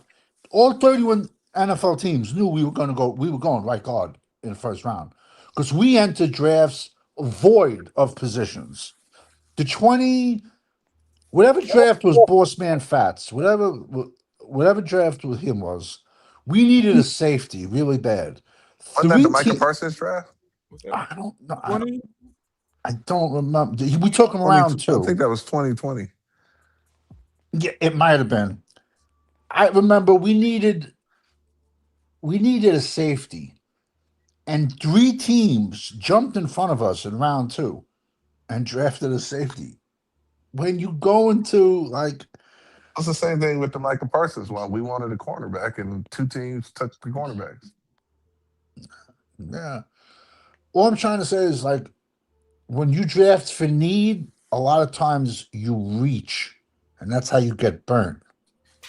Like if Dallas doesn't draft Booker goes mid-20s. He goes mid-20s. And that's why it's important that, like you guys both been saying, is you got to be looking at, okay, we're in year 3 of this player. Already you should be looking for their replacement just because. I mean, and with the cap as it is, man, when you talk about that second contract, a lot of these players you should not even be getting a second contract. I think, Uncensored, you said it right. You don't believe receivers should get a second contract. They should be No, running back shouldn't get a second. Receivers shouldn't get a third. Third. Okay. I believe it. Yeah, you should draft at least one running back every year. Yeah. So it's just they just keep making careless. I mean, it's just poor management, man. There's no other way around it. It's just constantly poor management, and it comes back to haunt them every year. So.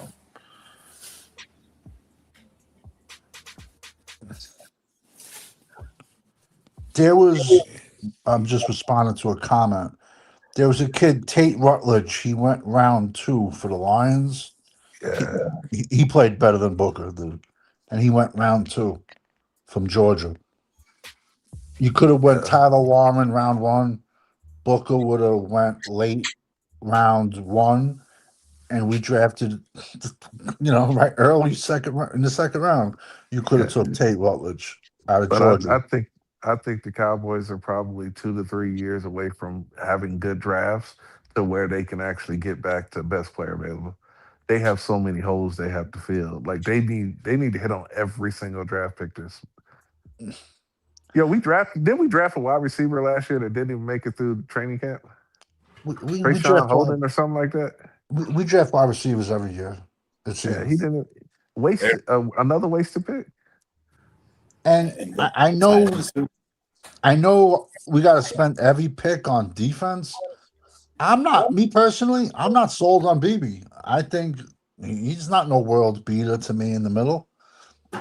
Yeah, I was a little surprised by that. I mean, I thought he took a step back his second year. Yeah, you sure did. That's a big surprise. What I'm trying to say is I think you could upgrade. You can do worse, but you could do upgrade. But Hoffman's gonna be gone. I don't know why they put the tender. The reason I think they say they put the tender on Bass is because if Hoffman signs with somebody, they'll get like a 3rd or 4th comp pick for him. That was the reason they said they didn't tender Brock Hoffman. But we're gonna need a swing guard, and we're gonna need someone that can play backup center. We don't have a backup center around this team. Wow. So. Yeah, Schoonmaker should have been a linebacker, but we fucked it up. That's what I'm saying. Did we really think they're gonna fucking nail both these picks? I hope they do. Yeah, me too. I hope Santa Claus. I hope Santa Claus exists too. But I'm on the hopium right now on that though. That's one thing I can say. Boy, I'm OPing on the hopium they get these 2 picks right, bro. I'm telling you. Listen, even if I can get a monster linebacker and a monster safety, I'd be happy. Because I know I can get linebackers day 4, day 3. I know I can get big goon defensive lineman day 3. If I can get a linebacker and a safety round 1, I'm happy. big ones. You know, I just need two players on defense that when you draft them, you go, that was the right player, and it was a position of need. That's it. If you do that, I'm okay. Whether it's two linebackers, whether it's a safety and a cornerback or whatever, it better be two players that when we look at them, it's not who the hell is this guy. They better be players that everybody can see are going to contribute on this team damn near immediately. I don't need projects in the first round anymore. Don't draft a safety and moving the linebacker, or a linebacker moving the safety, or a cornerback to move it. Don't do that. You should not be doing that with first round draft picks. no injured players. And they No. talk about your That's boy. what I am Run the scared to 4-3. death of that. Who's the guy just won the 4-3? He set out the whole year. He had a MCL or some shit. The cornerback, Yeah, what's Tennessee his or name? something like that. Yeah, was it McCoy? Well, not McCoy. The guy from Tennessee. There's three from Texas. You got Colton Hood from Tennessee. Is it The one that tore his McCoy? ACL last year and set out Yeah. all of it. I have a mental block with Tennessee, with both of Tennessee's monster corners. Hold on a second. But yeah, he blew the his one knee out. towards McCoy? Is it McCoy? Yeah, I'm hold on a McCoy. second. Jeremiah No. McCoy. Yeah, he blew out his Hold on. ACL. Jeremiah McCoy? Yeah, he blew out his No, hold ACL. on. Yeah, He blew out his ACL in yeah. was ACL in December. And he ran. Yeah, he ran. last He year. ran that crazy time. That's why his stock's been. Yeah, they got to get away from these. They got to get away from these 40 times, man. Football is not played in 40-yard sprints. It's not. I mean, how did the Sharon Ravel pick look coming off an injury? Hold on. Yo, Savage, remember when they told us he had a quote unquote setback? A setback, yeah. Then took him you half a see, season to get on the field. and when he all right, see now he's my fifth rated, Jamon McCoy. He blew his knee out. He blew his knee out. But people don't realize either. You know, he played at Oregon State, that kid. No one realizes that. He's 6 foot 197. All right. He ran a 4.3. I want to see him cut. I want to see him zigzag. I don't give a fuck about his straight speed. You know what I'm trying to say? I don't give a fuck about pro like days. that, man. Listen, what the only reason Jerry drafts hurt players is because he's never gonna get fucking fired. But you know, he in 2 years between Tennessee and Oregon State, he has 14 passes defensed, six interceptions. Now, and he's my 5th ranked corner underneath that I put he's boom or bust. There's much safer picks than him. If Dallas takes him at 12, I'm going to shut the fucking television off, man. I got you're gonna see that. Looks like I think Colton Hood, his teammate, is a safer pick. There's a legit 10 good corners in this draft. There is. I mean, it gets a little. I mean, so why we can't go heavy defense? Why can't we just go heavy defense? Okay, but you see, here's my problem with taking a corner at 12. You can have Deion Sanders on one side and Darryl Green on the other. I'll just run up the middle every play. What? And we can't stop the run. Why would we draft a corner? Why would we draft a corner in round 1? Can anyone explain that to me? How is that logical? Because I'm Stephen Jones. You're right. No corner in the first round. No, hell no. That's not what I'm saying there. Yo, we could fuck this up so bad if you told me I can come out of this draft with Dillian Thurman, the safety out of Oregon, and Kamari Ramsey in round 1 to knock out our 2 safeties for the next 5 years, well, 4 years, and then have to take somebody. If you could tell me that, we could do. I know the fans would go nuts, but we all know the Cowboys could fuck this draft up, man. But Closer the safety class stretches. It goes to 30 players the plus. closer we get to the draft, the more I feel like they're gonna fuck it up, man. I don't know if it's PTSD or what, but See, I've had like 3 just nightmares. said the same thing. The closer the Well, draft gets, the more concerned this front office is going to be so stupid. Man, yo, my I night. can see them trading a first round pick for a player instead. I could see it happening on draft day. I could see them doing the one thing that would scare the crap out of them drafting McCoy and that receiver from Arizona State. Listen, he's a freak, Jordan Tyson. He can. Yeah, but he's nice size. man. Yeah, you're right. Listen.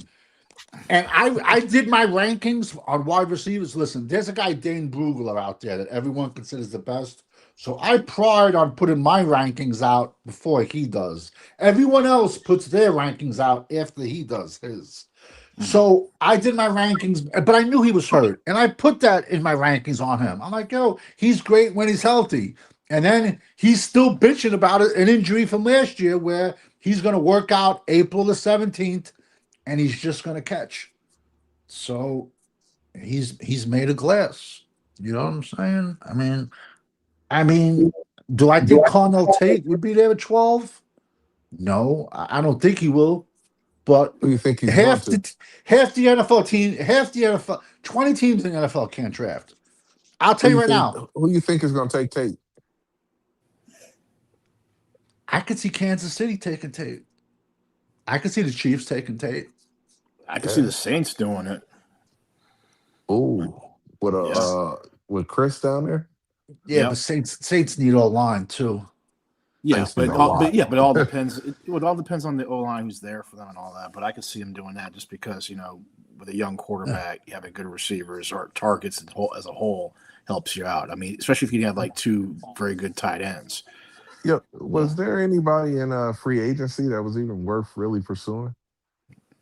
That we signed? No, like overall, like what player? I didn't see a lot of big time players in free agency this year.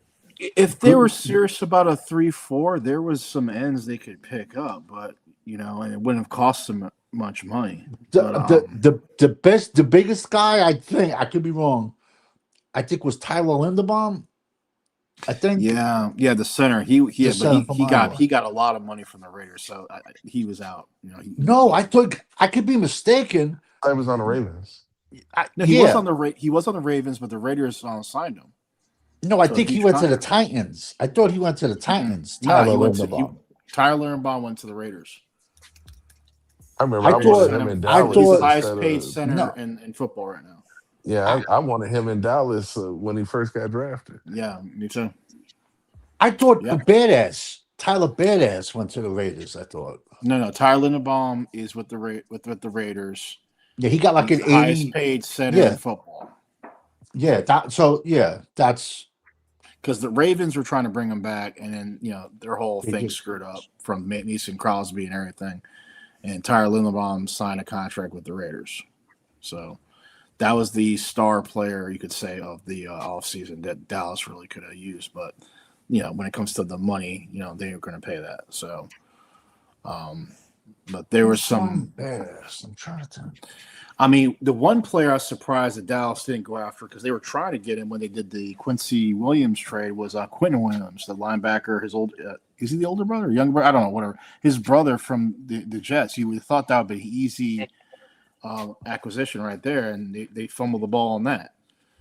I mean, you should have. I mean, I just feel that you should have gotten at least one veteran linebacker from a leadership standpoint. Bring that into the fold.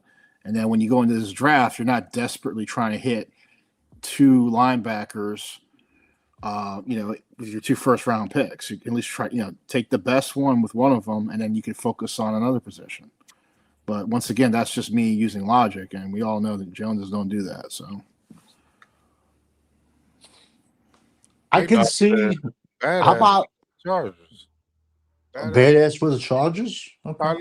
Tyler Badass. He went to the Chargers. Oh, I don't know. I know the Redskins cut him. I don't know where he went. Tyler Biadasz went to the Chargers. And the crazy thing is, he gave up 4 sacks, which is unheard of for a center, and like 22 pressures, and he got like a $40 million. That just shows you how many offensive linemen suck in the NFL. Mm-hmm. That a guy like that can get to his third team, you know? Shit, what's your boy in Buffalo was with us? Connor McGovern? Ain't he in Yeah, Buffalo? yeah. Well, He he got a could. new contract. Yeah, the air is different though. The air is different in Buffalo than Dallas. He can snap in Buffalo, but he couldn't snap in Texas. Nobody wants to talk about that. See, I'll call out everybody and everybody. It's fucking Jerry, man. It always starts on top. Why couldn't he snap in Dallas, but he could snap in Buffalo? No problem. Shit. Maybe who he was snapping the ball to. I'm just saying, you could have got one solid senior player at linebacker at this free agency. There was a bunch. There's at least, I'm looking right here, there's at least 10 that you could have grabbed, and they couldn't command a lot of money. That's the other thing. These weren't linebackers that can, ask for a lot of money. None of these guys are superstars, but they're quality players. I mean, you got, Alex Singleton. That would have been better. Quincy Williams, like I just said about. You could have got Eric Kendricks, who went from the 49ers. You could have got, if you want to spend a little bit more money, you could have gotten, even Demario Davis. I mean, he's old, but at 37, but damn, he was phenomenal in his last year with the Saints. I don't know about no Kobe Dean. He wasn't all that with the Eagles, but he was available. We have a relationship with CP. Yep, there you go. For his influence of, he better than any linebacker we got not right now, ain't he? Yep. He's very small and injury prone. He tore his pec. He messed up his ankle. Okay, follow me. If you're injury prone behind those monsters that Philly got at D-line, I don't want you D-line. Imagine him at Dallas. He'd be in a full body cast after 4 games. I'm being serious. You also got Devin Bush and Devin Lloyd were there. So, I mean, there are players to grab, but Lloyd got paid. I don't know by who, but he got paid. Devin Lloyd? Yeah, he got paid. The year he came out, I said he was the number 1 linebacker. Everyone laughed at me. Everybody's like, no, it's Jimmy Dean. I'm like, no, it's not. Jimmy Dean. I call him Jimmy Dean. I like that. He left the Jaguars. He left the Jaguars and went to the Carolina Panthers. How much did he get? That was a Philly linebacker, right? Yeah, Jacoby Dean. Yeah. Yeah, but Devin Lloyd is what I was talking about. He went from the Jaguars. Yeah, Devin Lloyd. Where he went to? He went to the Carolina Panthers. Okay. So he went from the Jaguars to Carolina Panthers. I'm just trying to find out how much money you get. Okay. I think around 40 or 50, somewhere around there. Yeah, 3-year deal, $45 million. You tell me you couldn't. No, but yet we paid fucking what? The kid from Oklahoma last year, $9 million. Fucking Tyler Murray. We can pay Tyler. Who's that guy? Perfect example. Sorry, go ahead. Go ahead. Go. No, I was saying you get Logan Wilson and the coach forgot you had him on the team. I still can't get over that crap. But go ahead. Sorry. Okay, perfect example. Sign Javonte Williams, or don't sign Javonte Williams and throw that money at Devin Lloyd and add to it. I mean, what makes more sense? Hey, what you think about that one, Uncensored? Am I looking at? Danny said, "Don't sign Javonte Williams and throw the money at who you say, Savage? Throw the money at who? We could have threw the money at Devin Lloyd. Yeah, he was a linebacker, I believe, out of Utah. That went to he was with the Jaguars for 4 years, and then Carolina gave him a $45 million contract. I would have probably did it. Because you need help on defense, and you can get a young linebacker in the 3rd round. Big. Yep. He's big, physical. And knowing Steven, how cheap he likes to be, man, you could have got Demario Davis, 2-year deal. He got $22 million contract from the Jets. And he's been very good. He's definitely a player at his age. who you can look to bring on someone else that you draft, which is what you want to do with this draft, because you don't want to have to, out of need, have to draft both your first round picks on a linebacker. You should be able to just grab one, the best one that there is, and then go from there. But that would have been a good pickup if you want to get cheap. But Lloyd, I agree with you. I would definitely have done Lloyd, but it is what it is.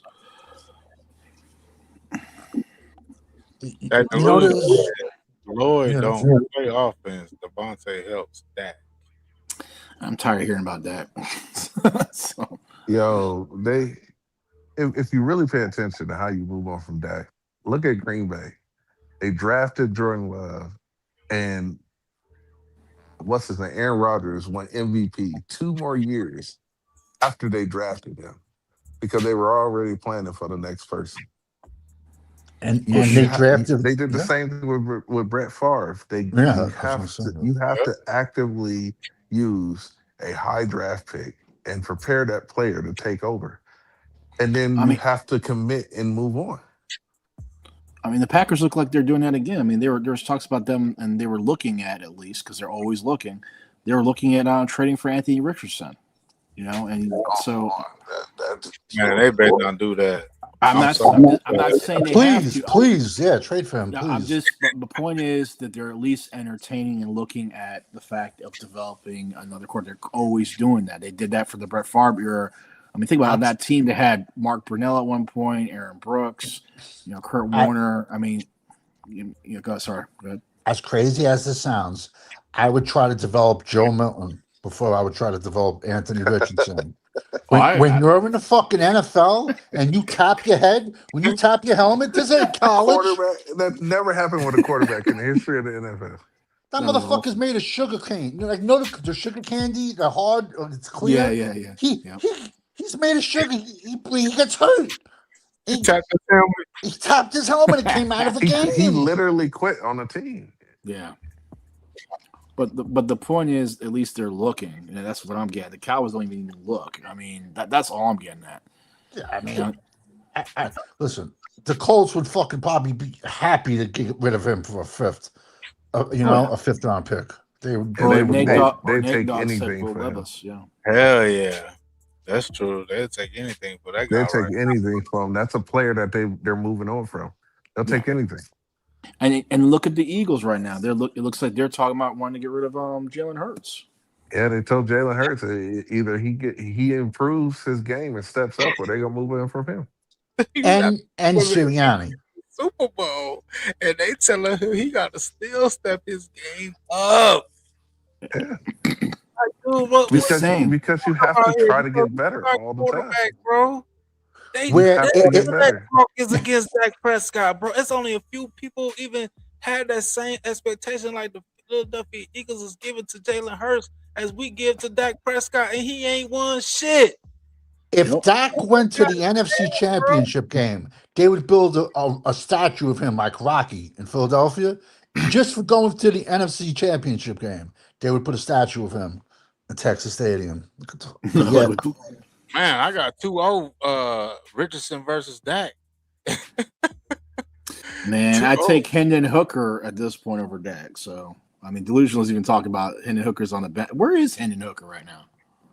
I've got a problem. Man.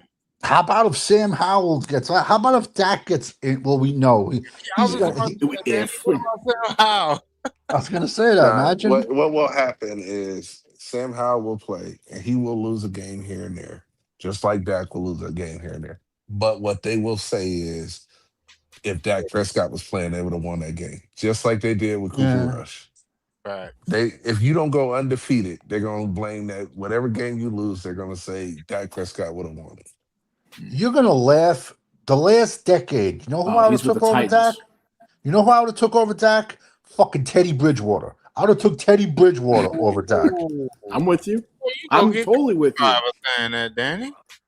You're going to get crucified. Why? Because I know football, I guess?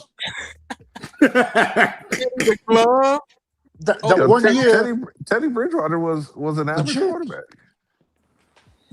That's all I'm asking for at a lower count on the cap. That's Listen, all I need. all you need is a quarterback that if Dak Prescott don't turn the ball over, you win those games.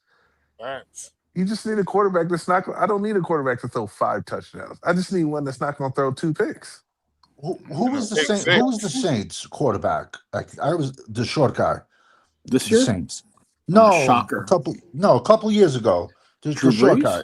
Drew Brees. That one year Drew Brees got hurt and he missed like 8 games. Teddy Bridgewater went 8-0 that year. Sure hell did. He played good for Minnesota before they knocked him out. That's what I'm saying. I'm like, yo, give me a sick monster defense, a good offensive line, and a good running game, and some good wide receivers, and a Teddy Bridgewater. I take Teddy Bridgewater over Dak Prescott. And he came and he beat us. Yeah, he did that 1,000%. I love Bro, that. I'd take Geno Smith over Dak at this point. So Geno? I mean, I don't know about Geno. I don't know about Geno. Hey, cheaper, man. That's all I'm looking at right now. Yeah, cheap, but he'll be worse. I don't know. Well, I'm gonna say this: you're gonna end up in the same spot as you do with Dak Prescott, so it don't matter. Yeah. And listen, everyone calls me crazy, and that's cool. I see Dak getting a second contract. I'm telling you, I see him getting another one. Yes, because it's going to be like team friendly. It'll be like 2 years. God, please no. It'll be like 2 years, 50 million, like 25 million a year, and then all fan base. Oh, look how good he is. He's a team player. He's taking a team friendly deal. Well, after you fucking paid me $500 million, I'd play for free for a year or two. Back you up, Savage.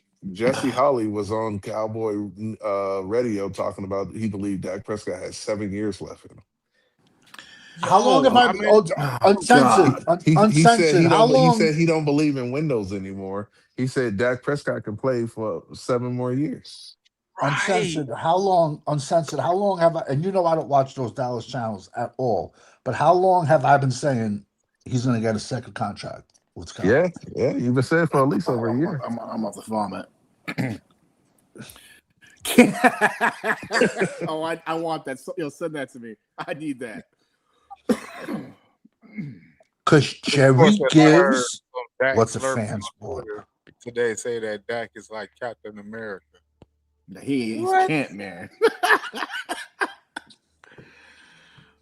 Oh God! Oh my God! That's can't get right. Who remembers Anthony Smith? No, Anthony Wright. Remember that guy? Anthony getting on right. Yeah, I remember him. I take him right now, please. Anything but that, bro. Nate Dogg said Bridgewater beat Dak in 2019 on the Saints. Yeah, he beat him with the Saints and the Broncos. Yep. Damn. I think Teddy was very underrated, in my opinion. Just my opinion. The injury is what happened to him. I mean, if that injury didn't happen to him, I don't think Minnesota would move on from him. That was a terrible injury right there. Yeah, I really feel bad for him. Yeah. Yo, that right there, bro. Yo, this is the face I make every time they talk about extending that.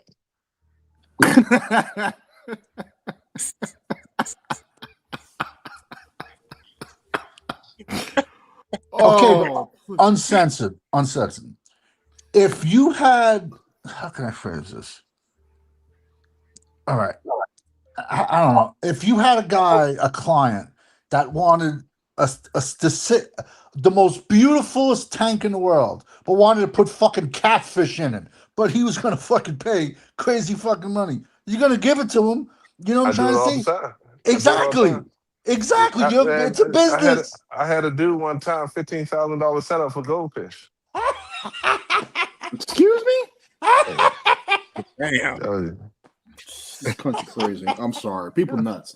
At one point in time, I used to tell people, man, you don't need all this, you don't need all this. But then I found out what they do is they just go to the next person and buy what they want.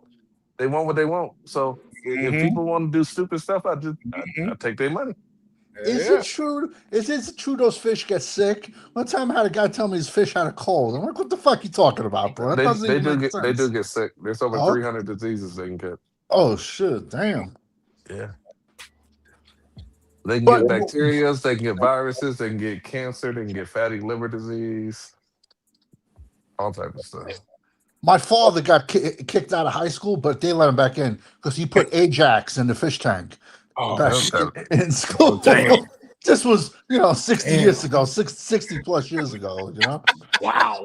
But they let him back. They let him back in. Ew. But what I'm saying is, the crazy fans want the craziest shit, so Jerry gives it to them. Dak will be coming out in a fucking wheelchair. He'll be playing for us doing the Emmett Smith commercials for No More Gray.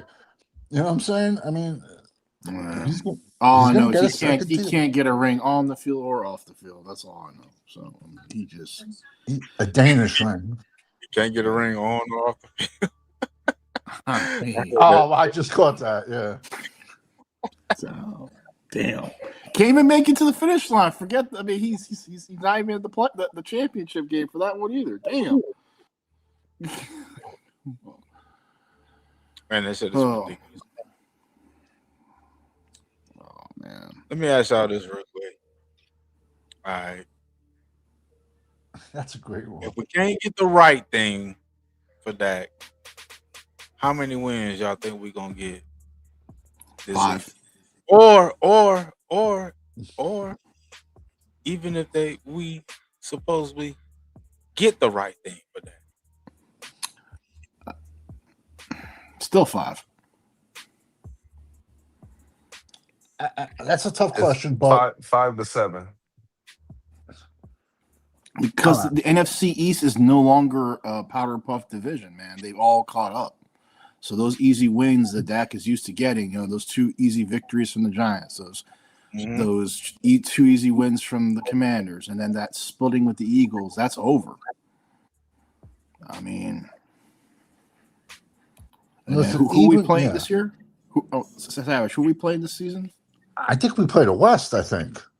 You see us beating the Chargers? The Chargers. I think. I'm not 100% sure, but I think we play the NFC West. I could be mistaken.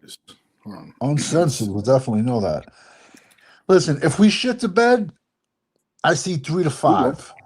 If we nail this draft, I can see 9 wins, maybe 10, only because if we nail this draft, the rookie wall is real.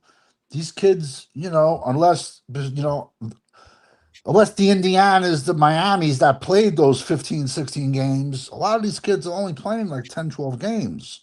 So the rookie wall is real, and all these rookies are going to be expected to come in and start from day one. One of the most stupidest fucking things I've ever seen, and I think he sucked. But his best year was his rookie season, was Osa Odigizua. No joke. Yep. I could be mistaken, but I think back then we still had 4 preseason games. Mm-hmm. I could be mistaken. He played like every fucking snap in every preseason game, and then he started every single game in the season. I'm like, this guy's got to be fucking dead by the end of the year. And then after that, Well, let's look at it this way, right? This is allegedly their schedule because it's not confirmed. So your first game of the season, you're playing the Giants, followed by the Eagles, followed by the Commanders. Then you got the Cardinals, the Niners, Jaguars, Titans, Houston, Colts, Rams, Giants, Eagles, Seahawks, Commanders, Tampa Bay, Baltimore, and then Green Bay to end it. Oh, we played the 3rd game of the season, right? Your 3rd game season, you're playing the Commanders. So you play the whole division in the first three games, allegedly. And then you follow that with the Cardinals, the 49ers, the Jaguars, the Titans, the Texans, the Colts, the Rams, and then you got the Giants, the Eagles, Seahawks, Commanders, Tampa Bay, the Ravens, and the Packers. Yeah, I'm stick to my 5 wins. 5 games. I don't care Damn. what they draft. You don't have a Yeah. coaching staff to coach that schedule. No, you don't. That's just murder. Straight up murder. That's Dak's gonna tap that's out. something that we haven't touched basically this whole stream is the lack of coaching experience that's going to be needed to get the players prepared, especially rookies on that defense, to be ready to play those higher end teams. I expect Dak to pull a fakie after the Cardinals game because that's when the season gets hard. Because you got the Niners, the Jaguars, the Titans, the Texans, the Colts, the Rams. Oh yeah, those are just the opponents. Yeah, because I thought I heard we play the Ravens week 3 in Brazil or somewhere. We play one of the overseas games. Or some shit. But but like I said, those are the opponents, but the time zone are not confirmed. But regardless, I mean, the idea that you're playing those guys, that's just crazy. I thought the Brazil game was the following year, but it could be this year. That'd be a great trip, man. Yeah, I know. I'm not sure if it's one of those. Yeah, it is. The Ravens are playing Cowboys in Brazil. Yeah. Hey, I'd go. I never been. That's one of the countries I've never been to, but I'd go. Week 3, Brazil. Yeah. Ravens.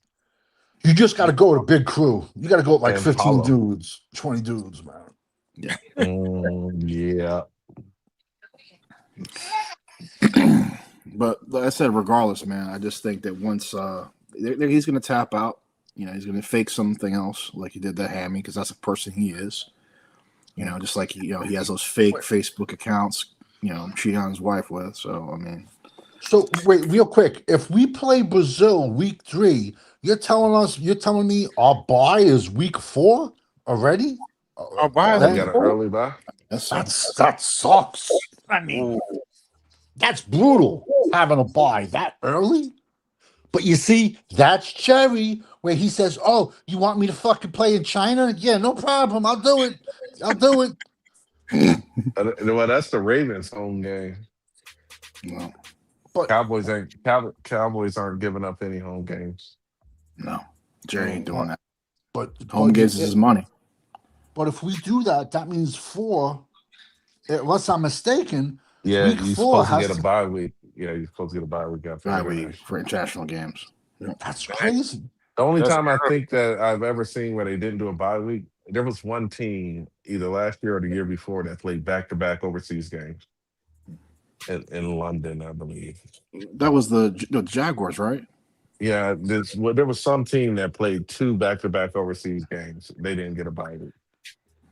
Damn. I don't know why they have a normally plan. you get. They just stayed over there. That's why I remember it. They just stayed overseas in practice. So, yeah, man, I'm just saying those are the teams you're playing against. I just don't see how you win more than 5, unless you're telling me they hit some Hall of Famers on defense somehow in this draft. They find Leon Lett, they found Ken Norton all of a sudden, and then somehow in later drafts they find Darren Woodson. I just don't see it, man. Yeah, I think there's going to be a lot of growing pains on defense. We're going to have a lot of moments where you're going to be like, what the hell was that? A lot of them. Hey, I did it last year with Shoddy. You got no leaders on the defense. You got obviously no leaders on the offense, but it's more apparent on the defense. I think Overshawn would be your leader, but he's injured. And then you got Quentin Williams. He coming in. He's going to try to be a leader, but it's not his personality. Maybe Malik Hooker can step up. I don't know. Don't know. I'm just saying a player. I'm going off of the players that will be on the field damn near every snap. There's only 3 of them really that been on this team. In the safeties, obviously a corner isn't going to be your leader on defense. He's not going to be your green dot. You can be a green dot as a safety and a green dot as a linebacker, and which leads to an Overshown and Hooker. Well, here's a question for you on Censor. If Caleb Downs was there at 12th pick, do you grab him? Not if Sonny Styles is still on the board. Well, I'm saying Sonny Styles is not there though. If Sonny Styles is gone, that means I'm probably taking CJ. Because if they're running through linebackers that fast, I don't see CJ being there at 20. Yeah. Yeah, they because I'm thinking you're gonna get Reese and Styles gone before CJ. Right. The sports say Jerry and Steven really trying to sell the fan base that Christian Parker is the big defense upgrade. You could be the greatest coach. I think they but you fell got the for his talent. word. Schottenheimer too. Schottenheimer trying to sell him too. And well, I mean, what do you expect them to do? Be like, we hired a bad DC? Like they're not gonna say that. You know, I just hate that when it comes to the high level DCs and head coaching openings that they don't go out and interview the highly sought after ones. Like right now, Vic Fangio was available. You know what I mean? I don't see him coming to Dallas to interview for DC or head coach. Yeah, but like, why didn't we didn't interview either one of the Lions? Aaron Glenn and Ben Johnson. Neither one of them came to talk to us. No. Instead, we wanted Matt Eberflus and Shoddy. A coach that got fired halfway through a season and one that everybody forgot was even a coach on the team. It's like Dak Prescott fucking therapist for 3 years. So.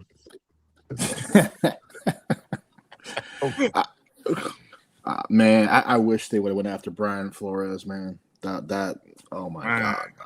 But Brian Flores was only coming here if you made him a head coach. It didn't make sense. I know. That's what I'm saying. I know. Me and remember, JV, I was the first one to say it. Remember? Yep. And I'm like, he's not going to leave and become a DC on a worse team with worse talent with a worse record. Otherwise, I would you'd stay with the Vikings and coach another year and then see what's available. But everybody thinks that everybody will just drop everything to come coach for the Cowboys. And people are starting to wake up that these really good head coaches don't want anything to do with Dallas. Well, it's not even, it's the players also. I mean, the mystique of Dallas is dead because it's been 30 years. There's people who are grown adults with children who do not know about the Cowboys winning anything. They have been that irrelevant. So that's why, like you were saying, I mean, I said the dream situation, hence the dream, would have been having Brian Flores as your head coach.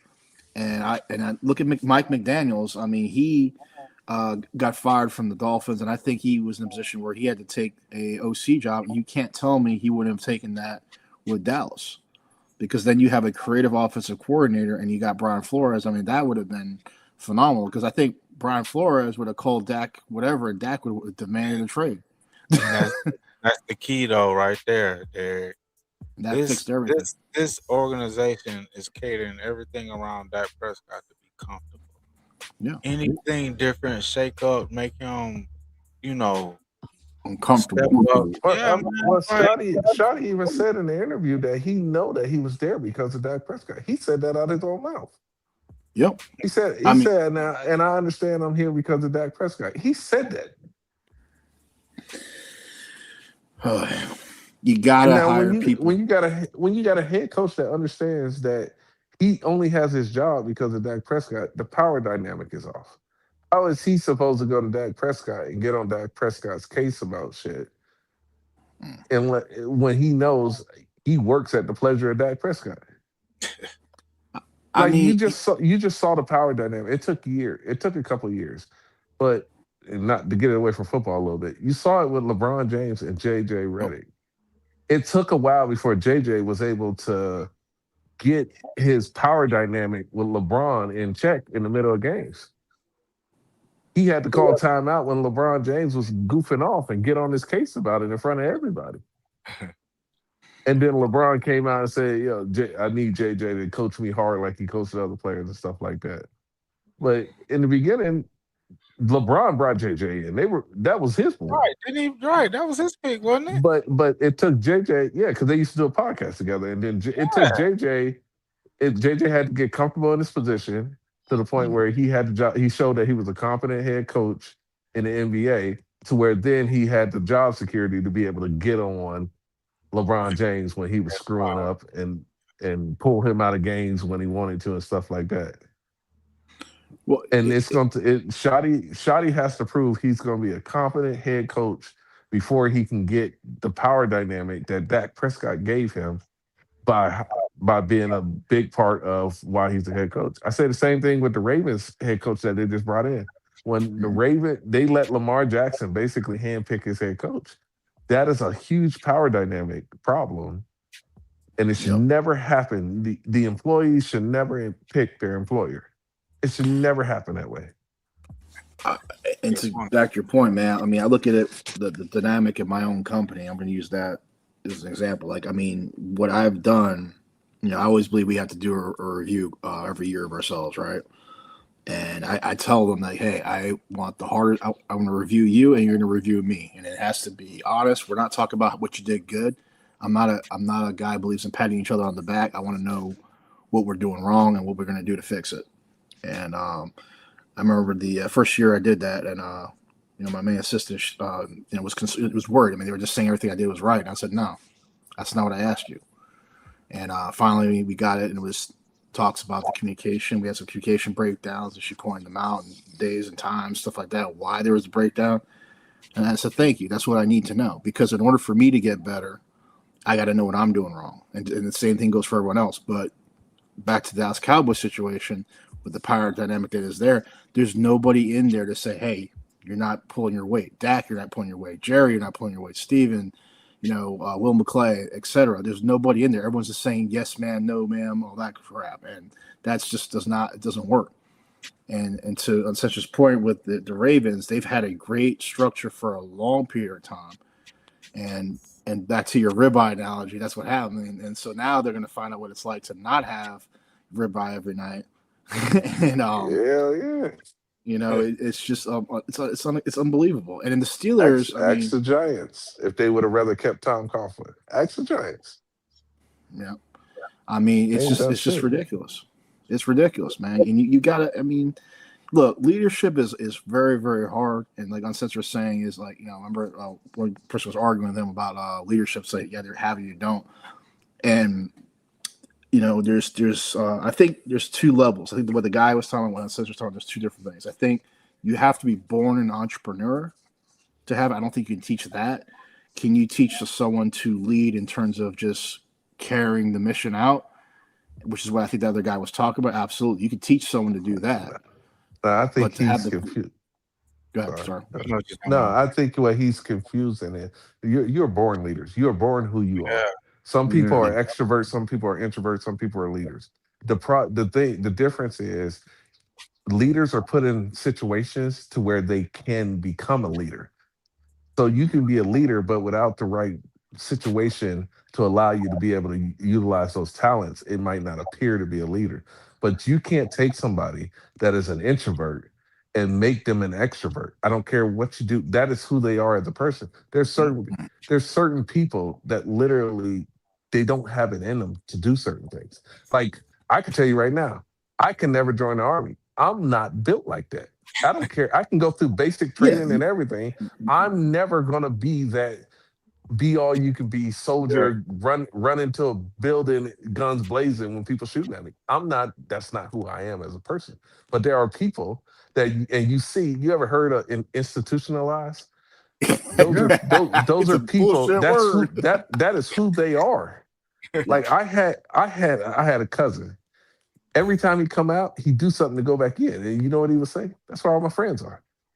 He didn't know any other life. No, legit, that's true. That is who he was as a person. And even with every opportunity, man, you don't need to do that, man. Why are you gonna go over there and do that to go back to jail, man? We got you. We take care of you. Yeah. And he just quitting because that's who he was. He's institutionalized. Bro, no joke. I swear to God, I've seen like really, really, really bad cold winters.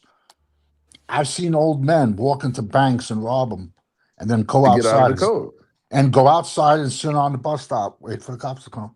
Yeah, to get out of the cold. I've always said, man, if I swear to if I God. was homeless in cold weather, I would go and throw a brick through the courthouse window. And I'm gonna go to jail for 3-4 months, and I'll get out when it's nice and warm. But I'm not gonna freeze my ass off on the side of the road. No. And if the judge tried to let me off of probation, I throw a chair at him. You gonna put me in jail? I'm not going outside to deal with this cold. Now I don't want to do anything too crazy because I want to get out when the weather's nice. But when it's a foot of snow, I'm going to jail.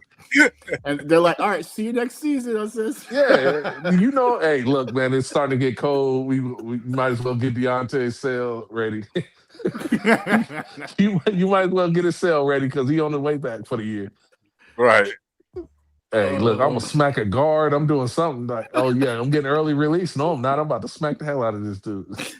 Yo, there's a video on YouTube about this dude, Spanish guy, I think from I don't know, maybe Maryland or I forgot, it's on the East Coast somewhere. He did like 42 years and he got paroled. And when they opened his cell, he said, "No, I'm not going out." Damn. And they're like, "Yo, come on, bro. It's on YouTube, man." And they're like, "Yo," he's like, "No, I got nowhere to go. I don't know what to do." And it got to the point they had to call like the CERT team, and they're like, "Don't make us do this, bro."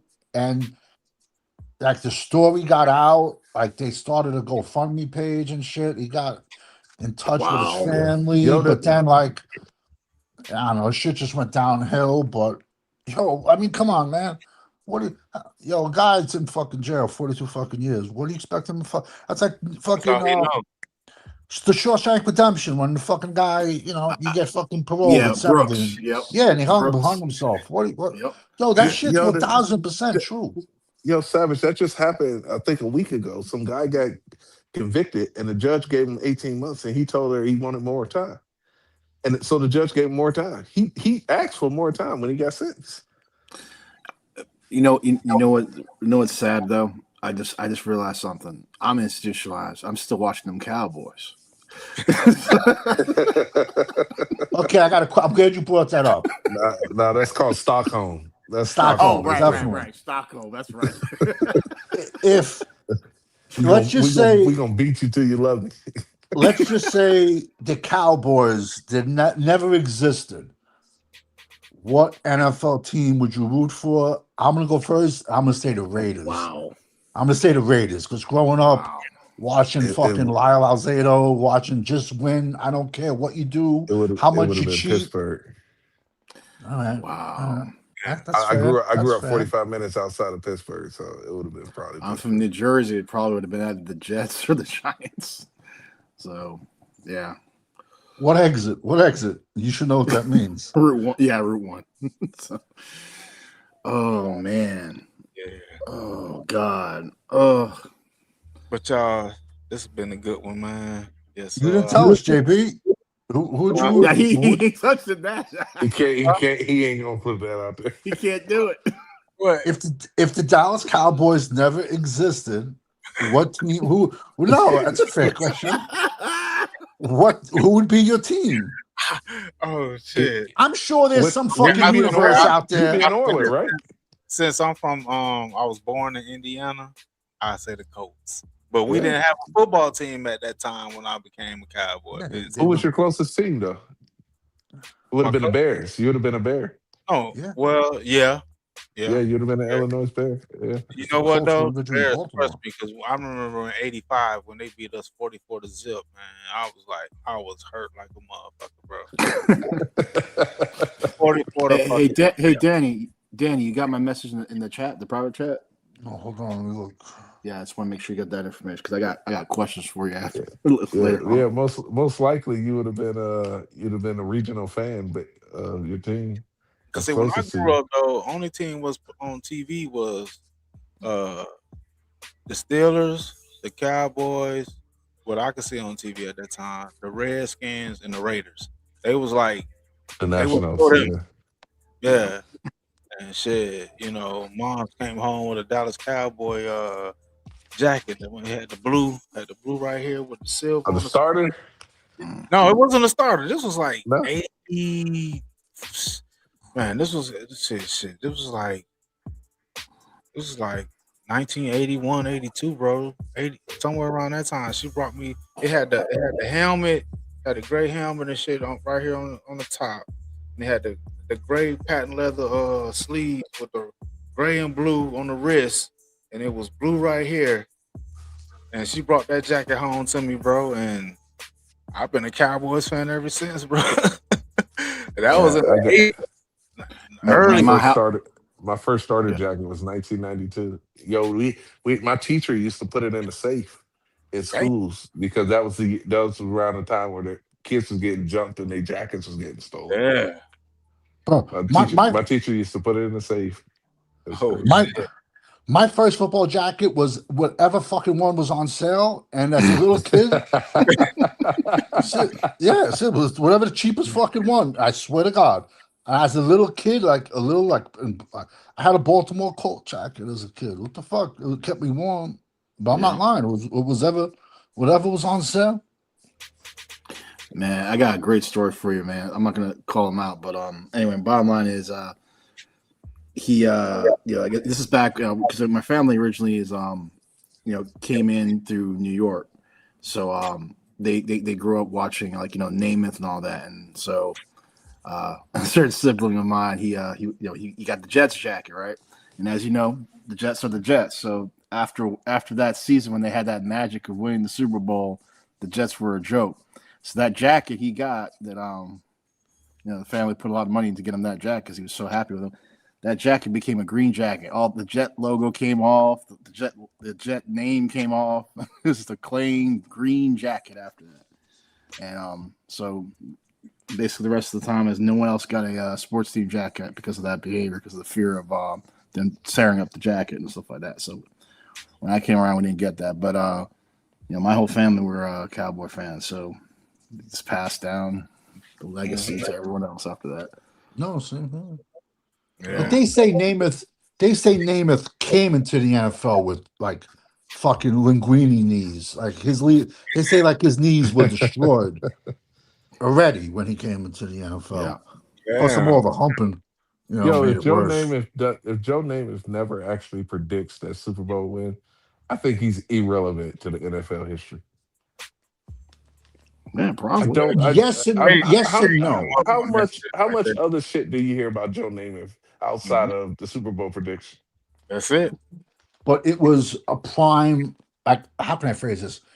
New York. You follow what I'm saying? It was like one of the prime areas. So that's why I think. I think he made the passing game But what popular. I'm saying is, if he goes in and he wins that Super Bowl, great. But if he doesn't predict it, because you remember that was the first time the AFC they were getting dominated by Green Bay and stuff. So he came out and predicted the win, which made the aura of Joe Namath. Outside of that, I don't hear nothing about Joe Namath's career.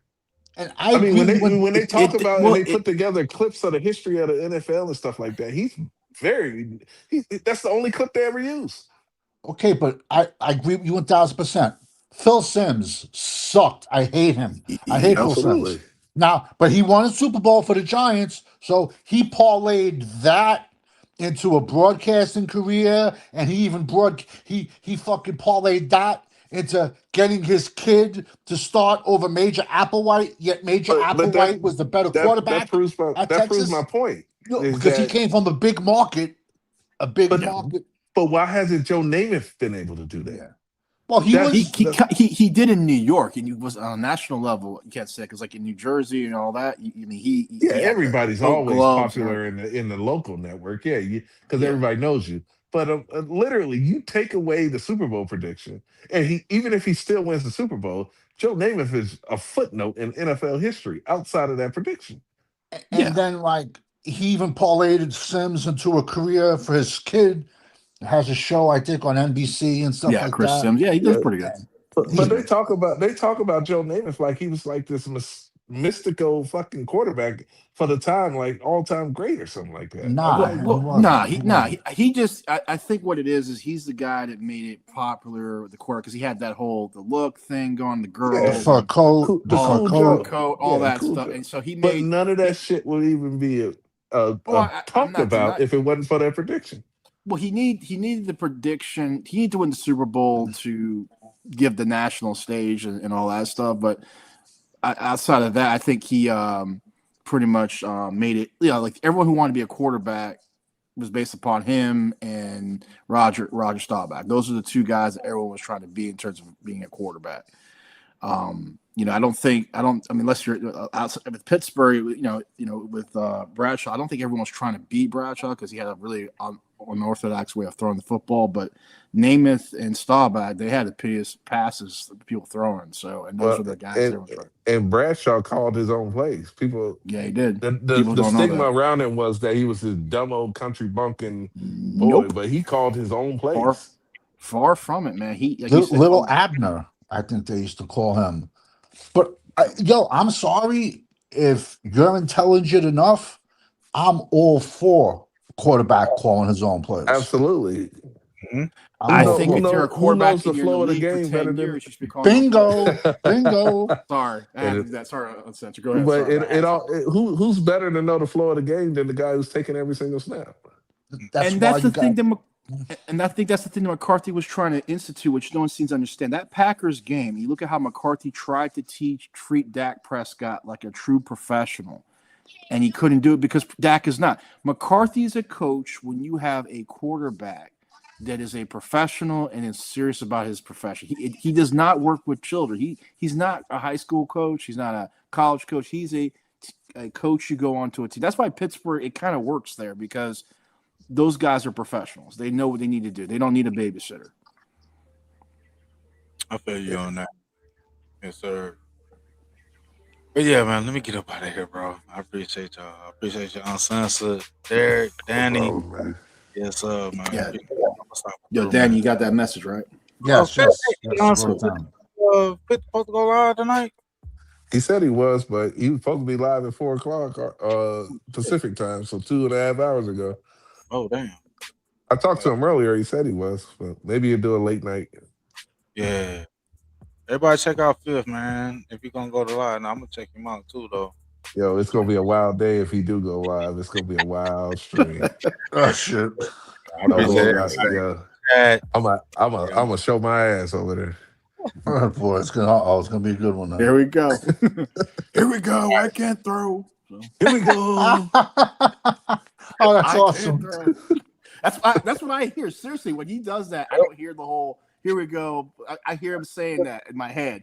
Here we go. I can't throw, and it's like, why do I hear that? That's what he do. He can't throw. All right, y'all, man. I appreciate y'all. Man. Have a good one, everybody. Good night. Yeah.